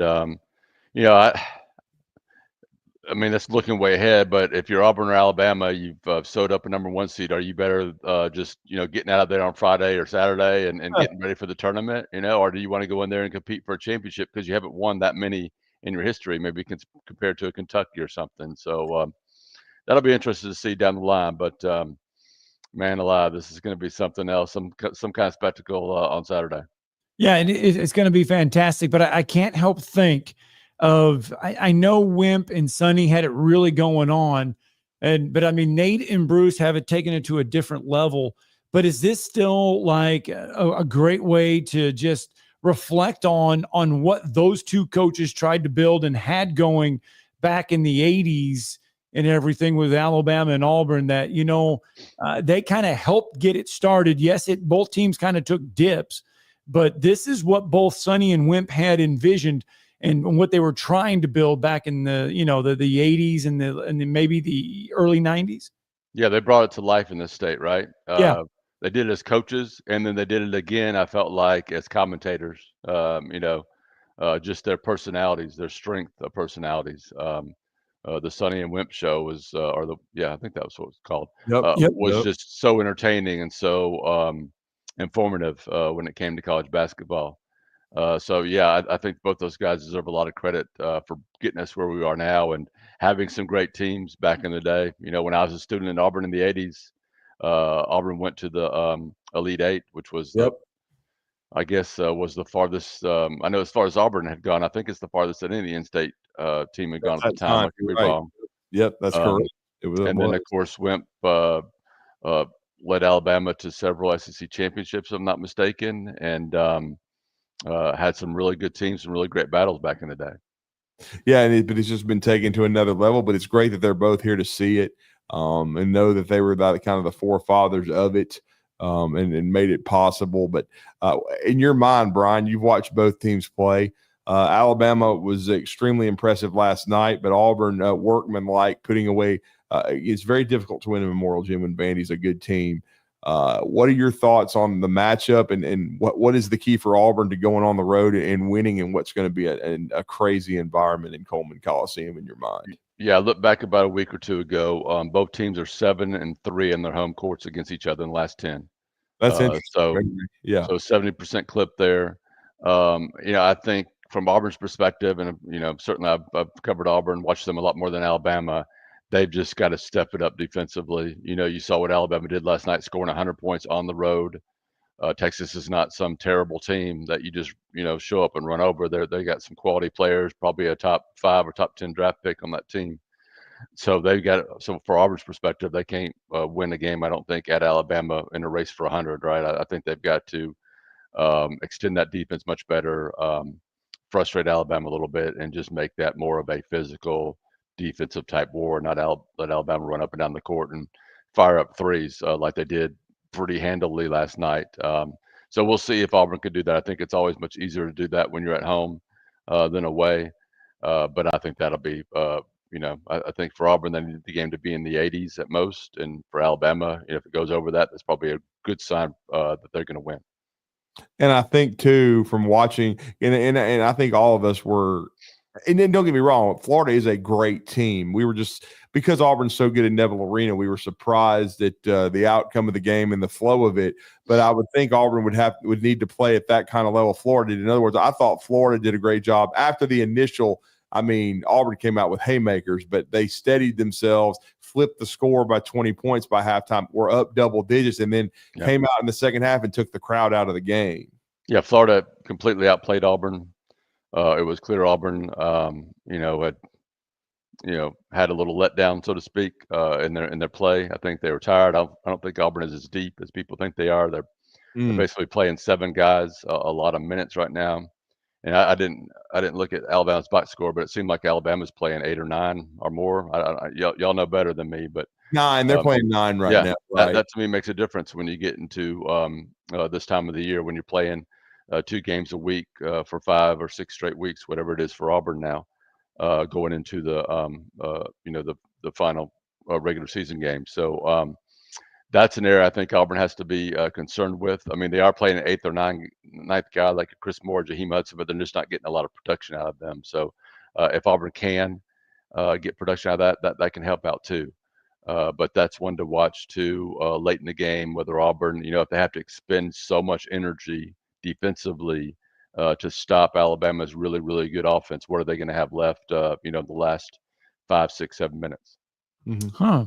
That's a good take. No, that's really good take. Yeah. Really good stuff. And then before we let you go, I mean, you've been following it your entire career. I've not been in the business as long. I'm almost been in it 10, but we all follow recruiting in this state because it's and now even more so basketball recruiting, but especially football. I cannot remember. Somebody asked me this because Alabama signed nobody in early February, in the first February, first Wednesday on February. And I can never remember that. They even signed 2 or 3 last year and Kalen DeBoer before his first season. They did not sign anyone this year, but Auburn only adding one signee, but it was an interesting one because he reclassified. But what is the coaching staff's thoughts on Omar Mabeson and adding him to the running back room off of Keith Etheridge's program? I think he's one just to watch out for, right? He's, rated a 3-star by Rivals. I don't think he comes in with a lot of fanfare, but a very productive back in 7A. Right. I saw him play early this season, the opening game, and then I saw him when he came in for his official visit. I just saw him walk into the complex, and I can tell you this young man has put on some weight in the right places just in those 4 or 5 months, whatever it's been. So I think you don't know exactly what you're getting from him yet, right? He's got tremendous upside. I'm not saying he's a 4-4 guy, but certainly a guy that plays physical, can make people miss, break tackles. One of those type running backs that maybe I was concerned with because he wasn't really thick or big, and that's kind of changed with me. So I think I would say let's watch out for him. Let's see what he becomes in the next year or two. Well, and go ahead, Scott. Has Hugh put out a spring plan yet? Have you? Do we know? It starts March 25th. 8 days, April 12th. So it's a very condensed spring practice. I don't know that if they're going to have some practices after 8-day game or what their exact practice plan is yet. But I know the starting and ending dates as far as the 8-day game and getting going on March 25th. And with Hunter off to the NFL, is the running back position, is it a wide open situation in your mind going into spring ball? Yeah, I think it is pretty wide open. They brought in 2 freshmen now, a transfer. But I do think they've got some guys coming back that have sort of been backups for several years. And, I think Damari and Jeremiah Cobb are going to be 1-2 going into spring, and we'll see if it's the same way coming out. But, that's my expectation would be one of those 2 guys are going to end up starting and being the guy who gets the bulk of the carries. Well, great stuff from Bryan Mathews. We can't wait. Now, did y'all play paper, rock, scissors, or how many people are y'all sending to Tuscaloosa for this epic matchup?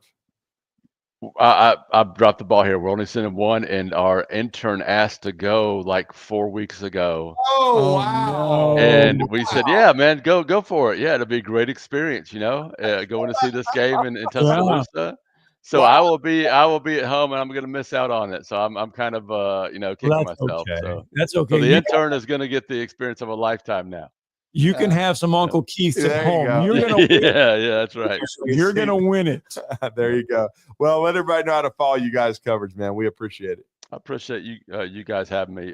Check me out to auburnsports.com, and we'll have tons of coverage of basketball. Baseball starts this weekend. Auburn's got Holy Cross coming in. And I love college baseball, by the way, kind of like you love college basketball. And then, of course, recruiting, all that and more, auburnsports.com. You can follow me on socials, BMAT.AU, and you mentioned Uncle Keith's sponsors, my Monday Musings. We are running a special, BMAT25 will get you 25% off an online order in February. And, of course, you can find it at Publix, Piggly Wiggly, and Renfro statewide. Thank you, sir. Awesome. Thanks, Bryan. Thanks. Appreciate you guys. How about that? Bryan on Zoom today, too. Yeah, Bryan on Zoom, sounding Love great. seeing him. And then the intern gets to go to the biggest college basketball game. Hey, can I go? Yeah. Can you be like, yeah, you can go up there for that. Let's get a break in. I got to ask you a question when we come back. It's Talking Ball 97.7 ESPN The Zone. You're listening to Talkin' Ball on 97.7 ESPN The Zone. Had a report of a tree down coming out of Limestone County, New Hope Road in the Seegers area, apparently blocking both lanes there of the roadway.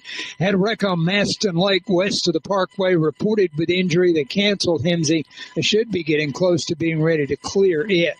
Officers, construction workers, and first responders put their lives on the line every time they step on the roadway. You can make it safer for them. Slow down or move over. It's the law. Captain Eck in the Valley Skywatch Traffic Center. Mike Rowe here with a quick question. Have you noticed mold, mildew, bowing walls, or water in your basement? I hope not, but if you have, your basement is losing the war against groundwater. That's where AFS comes in, a groundworks company. They can honestly assess your situation and create a plan to waterproof your basement and stabilize your walls. Schedule your free inspection at afsrepair.com/row. And while you're there, check out my latest dirty job. Licensed in all states where work is performed. See website for detail. Forgiveness. Wow, what a word. What a gift. All of us have done things in our lives that we regret. All of us have done things that are disobedient. All of us have sinned and fallen short of the glory of God. Thank God for his forgiveness. Thank God that he separates our sins as far as the east is from the west and remembers them no more. Hey, I'm John Dees, pastor at Cross Point Church, smack dab across the street from the YMCA in Madison. Check us out at cpcfamily.org. This is Steve Moulton from 97.7 ESPN The Zone, and this is What's Happening. Be sure and download our app. Just search 977 ESPN in your Google Marketplace or your Apple Store, depending on your device, so you can take us wherever you might go. And you can also check out our latest zone deals. Head over to our website, 977ESPN.com. The top left banner reads, "Savings never tasted so good." Click on that, then enter in the Big Zone Deals store for half-off zone deals of Lawler's Barbecue, Sea Salt, Carrabba's Italian Grill, Bubby's Diner, Corlejos Mexican Grill, Bad Daddy's Burger Bar, Divergence, Full Moon Barbecue, Bigfoot Little Donuts, Apple Lane Farms, the Decatur location, an overnight stay at Gunnersville State Park, and rounds of golf at Cherokee Ridge Golf Course and Gunter's Landing. And that's what's happening. Sports Talk, 24/7, 365. Your full-time sports station. You're doing a great job. Keep up the good work. Is 97.7 ESPN The Doesn't Zone. anyone do any work around this joint anymore? Hi,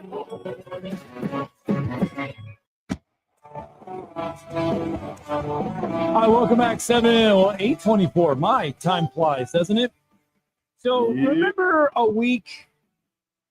maybe a week and a half, 2 weeks ago, in his post-game press conference, Dan Hurley proclaimed himself to be the best basketball coach in America. He did. Is Dan, and you look at it right now, he's got back-to-back national championships. Right. So, he's got the titles to back it up. But right now, you look, and a lot of attention's being made to Alabama and Auburn on Saturday. Nate Oates, Bruce Pearl. You look at the work Nate Oates has done. You look at the work Bruce Pearl has done. Both of them have gotten teams to the Final Four. Yes, they have come up short in their quest to win national titles, but they've gotten them there. Is Dan Hurley the best basketball coach right now in America? Or should we be mentioning Nate Oates and Bruce Pearl in that conversation? Well, I screwed up. A friend of mine, he's probably listening to this show, and I'm going to apologize to him. But he asked me the other day who would my top 3 college basketball coaches be, and I went ahead and put a top 5 in. And like an idiot, because sometimes you're putting together something really fast. Right. Yeah, I didn't put Dan Hurley in the top 5, and I definitely think he is. Matter of fact, I would revise said top 5 right now. I would not change number 1, but I would probably put Dan Hurley a solid either 2 or 3. Okay. The top 3 for me right now in college basketball would be Rick Pitino, Bill Self, and Dan Hurley. Those would be, you would put Rick Pitino as number 1. And then the other 2 or 3, right, I would say, would be Tom Izzo. He has a national championship. I know it's been a long time ago, but he's about to become the winningest Big Ten coach in history. Mark Few, who does not have a ring but has Gonzaga national championship appearances, okay, and the way he's elevated that program.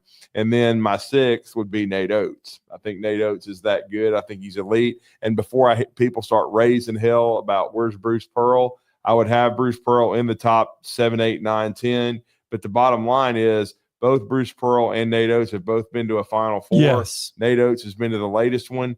And head-to-head, Nate Oates leads Bruce Pearl 6-4. Now, we'll see what happens in these two matchups this year.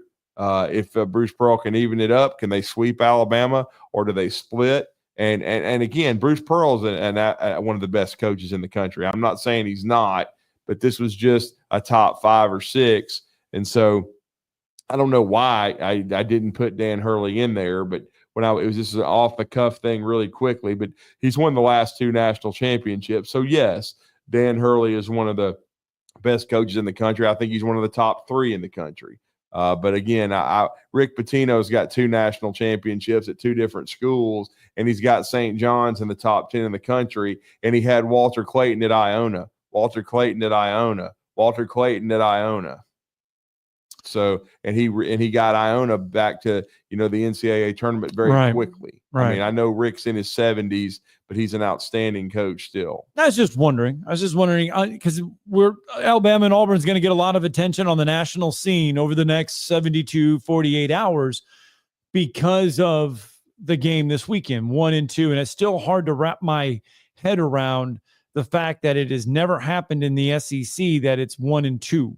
Yeah, playing each other in the regular season. It doesn't involve Jeff from the Borough. It's just Kentucky, by the way, in 1 and 2 matchups. Kentucky has played 1 and 2 matchups. They have got the most in the country. They've done it 9 times. Yeah, in the country over the history. They've been number 1 more than any team in the SEC history. But they've never done it against an SEC team. Yeah. All right. I'm just sending my buddy this updated top 6 since I screwed the pooch yesterday. I do want to bring up the SEC, or not the SEC. I want to bring up college basketball standings because, again, I don't want to leave anybody out in the state of Alabama, and for good reason. North Alabama, by the way, in the A-Sun is tied atop the A-Sun conference right now. Florida Gulf Coast, UNA, Lipscomb, and Jacksonville are all 9 and 3. Our great friend Jakari Lane has a legitimate chance to be Conference Player of the Year. How about that? That's awesome. Steve and I were talking about that, for the Rocket City Awards. Everybody Jakari knows Lane. how much I love Jakari Lane, and we've named him. He's been a 2-time recipient of the Rocket City Award, and he may win it 3 times. We're not saying it's for sure. No, but he's you look at the battle. List. You look at the battle right now. You could put Denver Jones in that conversation. Chaney. You can put Chaney. You can put Jakari Lane. Mm-hmm. You can put Tommy Murr from UAH in that conversation because Tommy Murr is having a all GSC selection type of season this year. The local talent has just been unstoppable right now. And it's a kind of a segue, but I'll give a shout out to, once again, congratulations on his move. He was very good to us at Whitesburg Christian Academy, but as we know, Robbie Parker's taking over as head of school headmaster. He's going from principal to headmaster. Head of everything. Yes. At Lindsay Lane Christian Academy in Athens. Shout out to Robbie Parker for that position. And that's Tommy Murr's high school. And in Conference USA, Jacksonville State still has a 2-game edge over Liberty in the Conference USA standings. So don't forget Conference USA tournament coming here to Huntsville. And Joel Lamp's going to be joining us in the next few days to kind of preview that a little bit. Yeah, and a shout out real quick to Big E.T. I call him the Big Mule, number 34 at Huntsville High. 10th grader, MVP of the 7A Area 7 tournament. He just got offered by Jacksonville State this week to join that offer from UNA. Shout out to Tony Pujol, who had already offered Big E.T. But E.T. now with 2 Division I offers, not even completed his sophomore You're talking about season. Evan Toms. Yes, Big Evan Toms, at number 34 for the Crimson Panthers, getting offered by the Jacksonville State Gamecocks, in addition to this past summer when he was offered by UNA. All right, let's get a break in because when we come back, Blake Lovell will join us. We will continue our college basketball conversation. We'll talk more SEC style and maybe some of the country basketball. You're listening to Talkin' Ball on 97.7 ESPN The Zone. From the Fox 54 Weather Center, I'm Chief Meteorologist Jordan Dressman. Rain continues this afternoon across North Alabama, southern Middle Tennessee. At times, we're going to be talking about pockets of very heavy rain across the Tennessee Valley, which could lead to a little bit of localized flash flooding. At the same time, I also think a couple of thunderstorms are going to be possible, especially through the later part of the afternoon, early into the evening. Temperatures climb into the upper 50s and lower 60s. The rain is going to come to an end as we head into the overnight, early into your Thursday morning. Temperatures drop into the lower 40s. I'm Chief Meteorologist Jordan Dressman on your home for ESPN Radio, 97.7 ESPN The Zone. Had a report of a tree down coming out of Limestone County, New Hope Road in the Seegers area, apparently blocking both lanes there of the roadway. Had a wreck on Maston Lake west of the Parkway, reported with injury. They canceled Hemsey. They should be getting close to being ready to clear it. Officers, construction workers, and first responders put their lives on the line every time they step on the roadway. You can make it safer for them. Slow down or move over. It's the law. Captain Eck in the Valley Skywatch Traffic Center. We aren't a winning school. We are a championship school, and we make legends. Filling the Crimson Tide as they look to continue to rise to the top of the NCAA basketball mountain. On your home for Alabama basketball. Listen to Alabama basketball all season long on 97.7 ESPN The Zone. Specializing in simple and affordable rentals, McCurry Van and Car Rental can make sure you have just the right vehicle for your next family vacation, weekend getaway, or if you just need transportation while your vehicle is being repaired. McCurry carries Ford Transit vans and Mercedes Sprinter vans, trucks and work vans, and more. And they offer discounted rental rates for long-term rentals. Now with 4 locations: Athens, Muscle Shoals, Coleman, and Huntsville. Log on McCurryRentals.com to make your reservation now. That's McCurryRentals.com. Hey there, Bob Baumhauer again. Baumhauer's Victory Grill is extremely proud to have recently received numerous awards, including being voted best wings in the state of Alabama. Other awards received include Best All-Around Restaurant, Best American Restaurant, #1 Sports Bar, Best Chef, Best Wings, and Best Dining Experience. Thank you for 43 legendary years, and we look forward to providing you an award-winning dining experience at every visit. Baumhauer's Victory Grill. Legendary fun, legendary food. What does it mean to be a part of the Southeastern Conference? That you paint your body, your car, and your dog your school colors? Maybe. But it means more than that. It means your alumni network includes the state, the country, and beyond. It means your school ring doubles as your resume. And yeah, you better believe it means more titles, like doctor, CEO, and your honor. Because this is the SEC. And here, it just means more. What does it mean to be part of the Southeastern Conference? That yours is the only conference with its own chant? Well, yes, but it means more than that. It means a study abroad program that might include reforestation in a mangrove swamp in Australia. It means finding your calling, your future spouse, your startup's co-founders, and of course, grilling tongs that play your fight song. This is the SEC, and here, it just means more. We are your home for March Madness. Here comes Suggs, long three for the win. We are 97.7 ESPN The Zone. All right, 8:35, Talking Ball, 97.7 ESPN The Zone. Scott Tyson, Drew DeArmond, welcome back. Wednesday morning.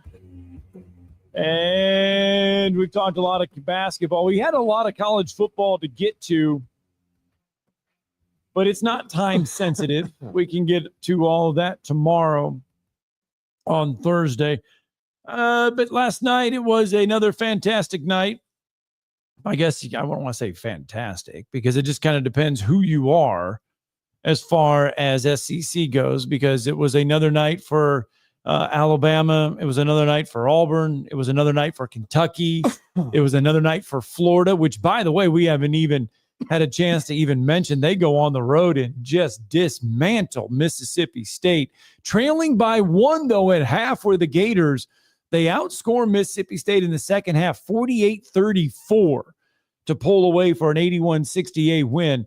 And then it was Texas A&M at home over Georgia last night, 69-53. Texas A&M 8-3 in league play, Florida 8-3 in league play. Both of those teams just kind of lurking right behind Auburn and Alabama.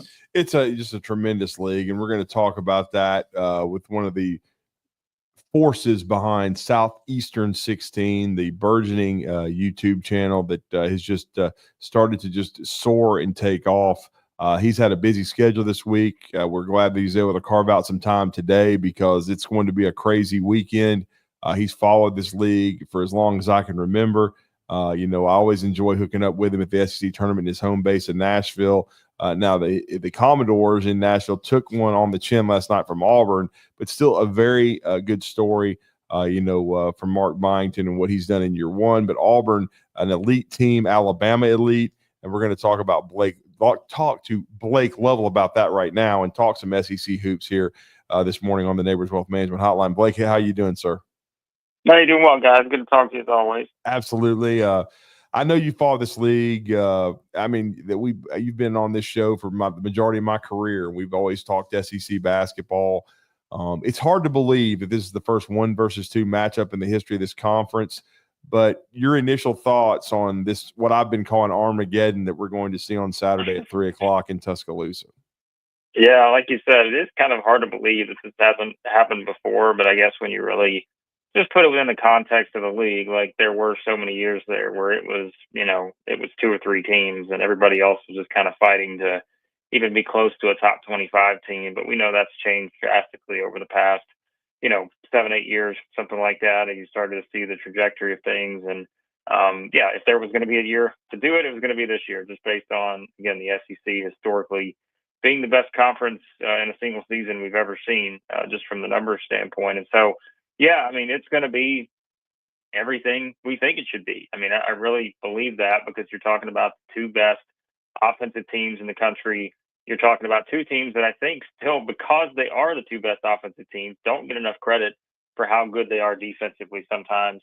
And I think that's really, what this game is going to be about, is just the defensive game plan for each of these teams, because we know how many playmakers there are on each side. When it comes to, whether it's a Janai Broom or Pettiford or all of these guys on the Auburn side. Plus, we know what Sears and Phylon and Holloway and just everybody you can go to on the Alabama side of things. And so I'm curious to see kind of the defensive approach. I'm sure that's what's going to keep Nate Oates and Bruce Pearl up at night over the next several days, just because how do you defend the other team and really be able to stop what they want to do offensively? Now, they're a little different, as we know, in terms of how they get there with their offensive, juggernaut style. But I think that, to me, is the most fascinating part of this matchup. Yeah. How would you, if you're Nate Oates, your best defensive scheme to stop Auburn, and if you're Bruce Pearl, obviously the goal is try to keep Alabama out of transition. Yeah, I think it's really simple with that. I mean, I think, like you said, if you can somehow force Alabama to not just go in transition and get everybody sort of spread out, you have a guard, taking someone off the dribble and just kicking out for an open 3. I mean, that's going to be essential. And we know Alabama either is going to find a way to get open 3s, or they're going to get in the lane and get to the free throw line. So really it is. Auburn's going to have to slow them down and try to find a way to do that. Because, there just haven't been many of those games this year where teams have been able to accomplish that with Alabama. On the flip side, I think if you're Alabama, I think their game plan may also be a little simple. And I think you really want to force, and then I say this knowing how good their guards have been in terms of their efficiency. But I think you want to force Auburn to take, shots they don't want to take. And I think if there is one thing you could say, and again, there's not a lot we can pick on with Auburn this season. You're really grasping at straws at this point to try to find weaknesses. But they do sometimes, I think, have a tendency to settle for bad shots. And I think shot selection will be important. And that's where, if you're Alabama, again, it's hard to craft a perfect scientific formula to make a team take a bad shot. But I think if you look at it from that standpoint, you do want to kind of force them to do things, again, that they don't want to do. And I think if you can just make them take some of those contested shots, that's your best pass. Because if you give Auburn an open shot, we know how it's worked this season. If you give room to work and operate, within that 10-foot frame there near the basket, then you're in trouble. And so, it's going to be a lot of fun though to see what these teams decide to do there. And then, of course, there's going to be a rematch in just about 2.5 weeks on March the 8th. You can't get too high, you can't get too low, but it will decide, I guess, for right now who the number one national seed is, and as Nate Oates said, the best team in the country. But if you're Alabama and you're Auburn and you're on the losing end of this game, is it a situation where you have to bounce back quickly because you don't want to let it beat you twice? And with Alabama's schedule, Alabama going forward has the toughest schedule in college basketball the last 7 games. Yeah, and I think honestly that's somewhat of the difference here, because if you look at what Auburn has after this game, they have 3 straight home games. And I think, boy, that's a luxury when you, again, are coming off a tricky road game at Vanderbilt, tricky road game, obviously, at Alabama on Saturday. Then you get to come back home and play Arkansas, Georgia, and Ole Miss. Like, those are 3 games that Auburn is going to be probably a significant favorite in those 3 games. I know Arkansas is playing better. Georgia, I just don't think has the offensive, formula to be able to win those kind of games. And then Ole Miss, we've already seen Auburn kind of take it to them, and I just don't love that matchup for Ole Miss. And then, like you said, if you're Alabama, I mean, the schedule is just relentless, but that can also be a good thing because I think, again, if you're playing for that top overall seed, which these 2 teams, I'd be stunned if one of these teams or both these teams are not number 1 seeds at this point, just based on the body of work that they built. There's plenty of opportunities still left for Alabama. And I think from that standpoint, like you said, and we've said this all season, you don't want to let, 1 loss turn into 2 losses, turn into 3 losses. And look, I mean, that's broke a few teams in the SEC. Like Mississippi State feels like they are just, what do you do now, right? All of a sudden they're 5-6, and literally 3 weeks ago we're talking about them as a number 2 potential seed with their resume. So you don't want to let that happen. I don't think that's going to happen with either of these teams, but it is a little different, Drew, as you mentioned, just in terms of the upcoming schedules for both. Alabama, not to say Auburn has an easy schedule, but the luxury for Auburn is that they get to come home for 3 straight games, whereas Alabama, they're going to bounce back and forth here as they enter a pretty tough part of their schedule. We've talked a lot this morning about how important it is to avoid being on day 1 of the SEC basketball tournament, having to go 5 games, 5 days to win the whole thing. Last night, this to tell you how deep the league is. Kentucky was sitting on that mark in a tie last night with Mississippi State and Vanderbilt. Now, Vanderbilt and Mississippi State both have setbacks. Kentucky gets the big season sweep over Tennessee. Mark Pope and company off that line for the moment in the upper now half of the league.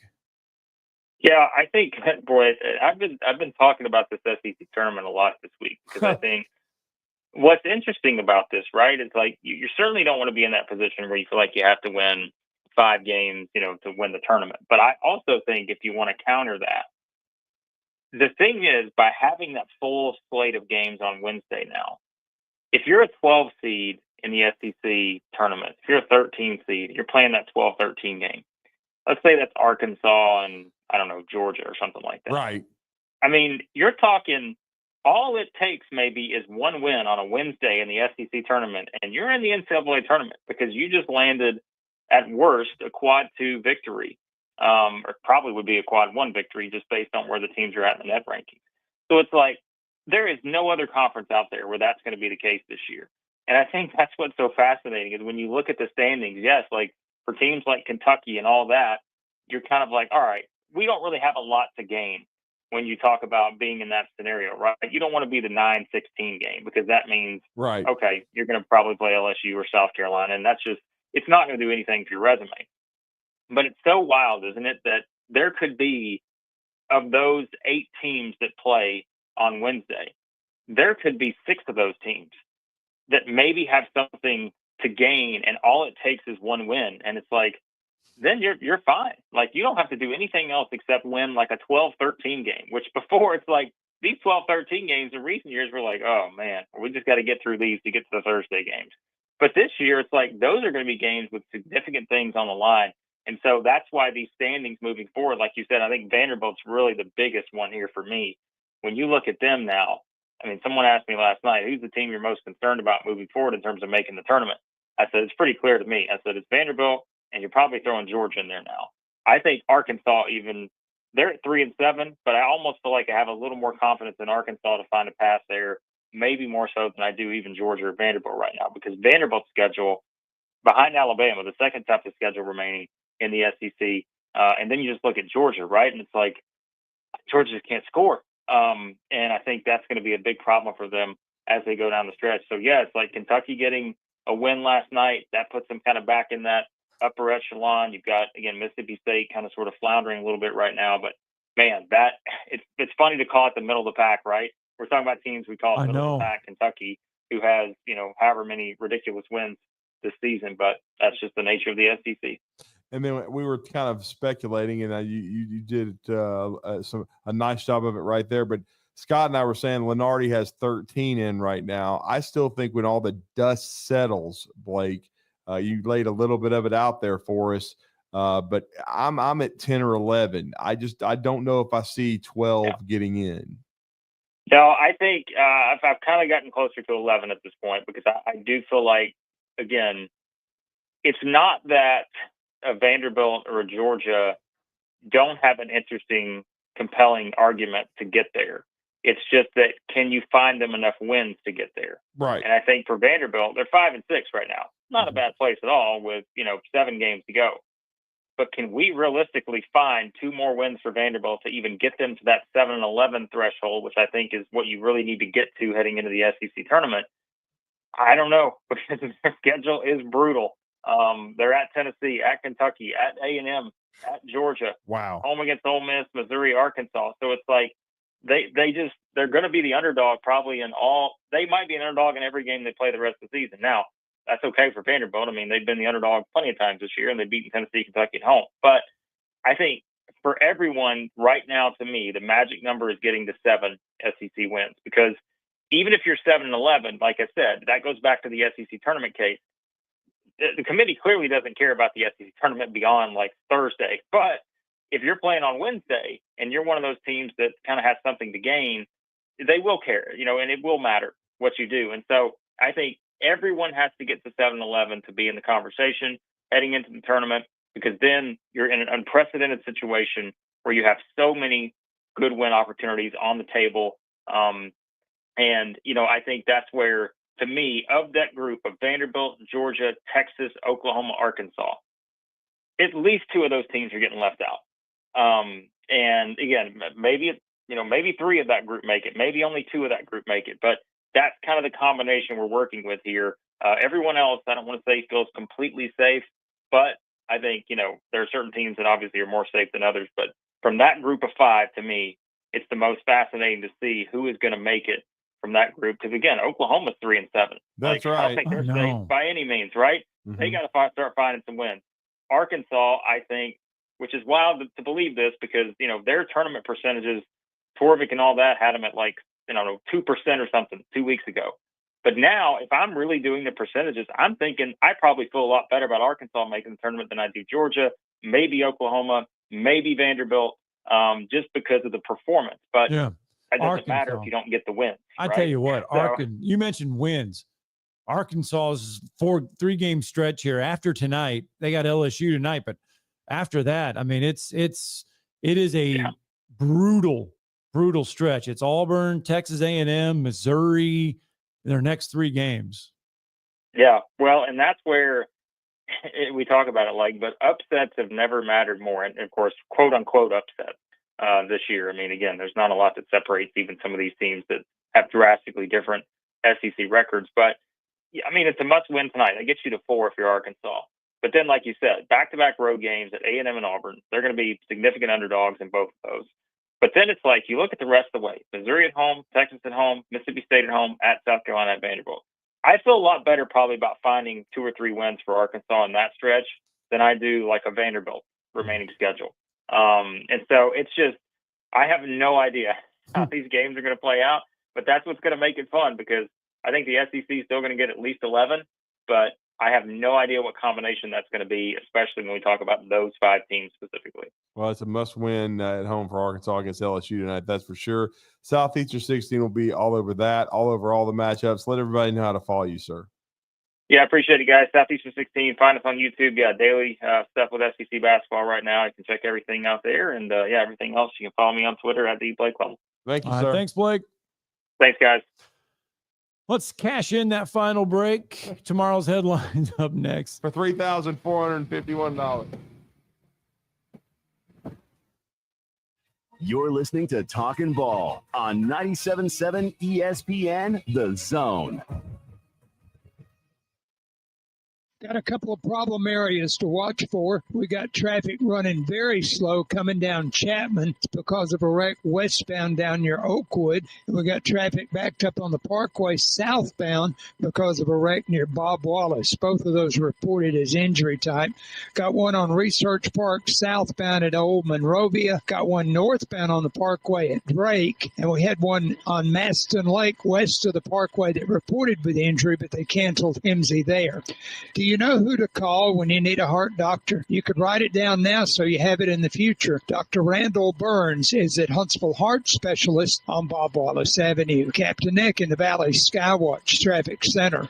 Eagle Masonry and Installation. It's right there in the name. Eagle is your one-stop shop for block, stone, or brickwork, monument signs, and outdoor kitchens and fireplaces. Eagle also offers the finest craftsmanship and insulation, including fiberglass or spray foam insulation, and of course, insulation removal. Philip Love and his team have years of experience, bringing the region the best in masonry and insulation services. For more information and a quote, visit insulatewitheagle.com or call 256-755-1556. Eagle saves you time. Eagle saves you money.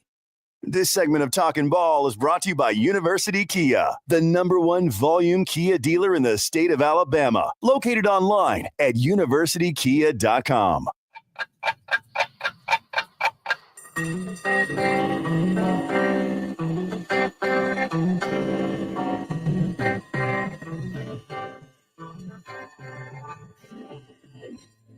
It's time for tomorrow's headlines today with Scott Theisen and Drew DeArmond on 97.7 ESPN The Zone. So we were looking during the break. We went Money. We went to Vivid Seats.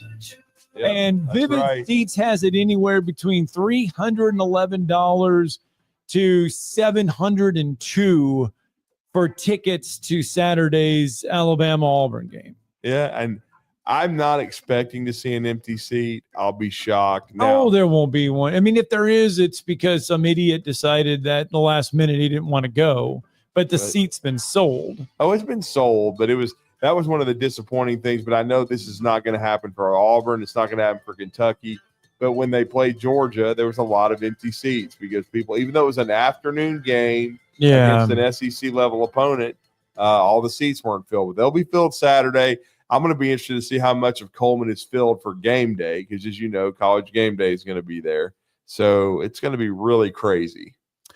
All right, short time left here in hour number 2, which would be the final hour of the show. If you're keeping track of home. And you pointed out you didn't do it on purpose, but you triggered it as far as my brain fart. So I had to rejigger my top 6. Your brain fart. Oh, for college basketball. Coach, no, because and the reason why I asked that is because, I mean, you look at the heights that Nate Oates and Bruce Pearl have gotten, both Alabama and Auburn, and we've talked a lot about the Hall of Fame coaches that have stepped away in the last couple years.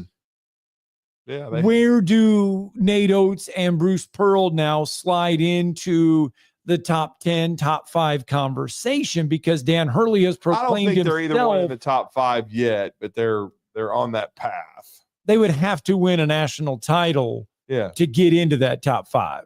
And they've both been to the Final Four, so we'll see. And then even Wolverine Dan's coach for now, Dusty May, if he doesn't leave, but Dusty May, he's one of a great young coach. I mean, that was a great hire by Michigan, no doubt about it. Sounds as though Dan thinks Michigan's going to knock Alabama out if they play in the NCAA tournament. And I mean, you win a couple of football games, and I guess you become very confident that your school all of a sudden has a hex over Alabama. But we'll see. Well, Joe Lunardi, like we said, Joe Lunardi has them playing Yale in the first round. And if they would win that one, potentially, according to Joe Lunardi, they would play the winner. You ready for this? Now, how about this for a first-round matchup? Kentucky and Samford. Wow. Buckyball against Kentucky. That would be something, man. And then to watch Buckyball beat the hell out of Michigan, that would be a favorite of mine. Oh, my goodness. That's it. That's all we have. We actually had a lot more. We just didn't get to it. I was not as subtle as Dan. Let's go Bucky. That would be interesting. Now, he has Samford as the automatic qualifier. They are leading. They have to. They have a to win huge the game, I SoCon. think, tonight. I think it's tonight. They have a big at home with Chattanooga battle for first place in the SoCon. So the cousins battle in the future. Caleb Harrison and Josh Bowman. See you tomorrow. Hey folks, this is Arthur Seaton, managing partner at University Kia, proudly saying Roll Tide and War Eagle. Stop into University Kia today and shop one of the area's largest selection of new Kias, including Fortes, Seltos, Telluride, and Popular Carnival, and fully electric EV6. View all the great specials at universitykia.com and get pre-approved in minutes so you can drive home your new Kia you really want, because we want to see you in a University Kia. What does it mean to be a part of the Southeastern Conference? That you scheduled your wedding and even your child's birth around your school's game? Of course.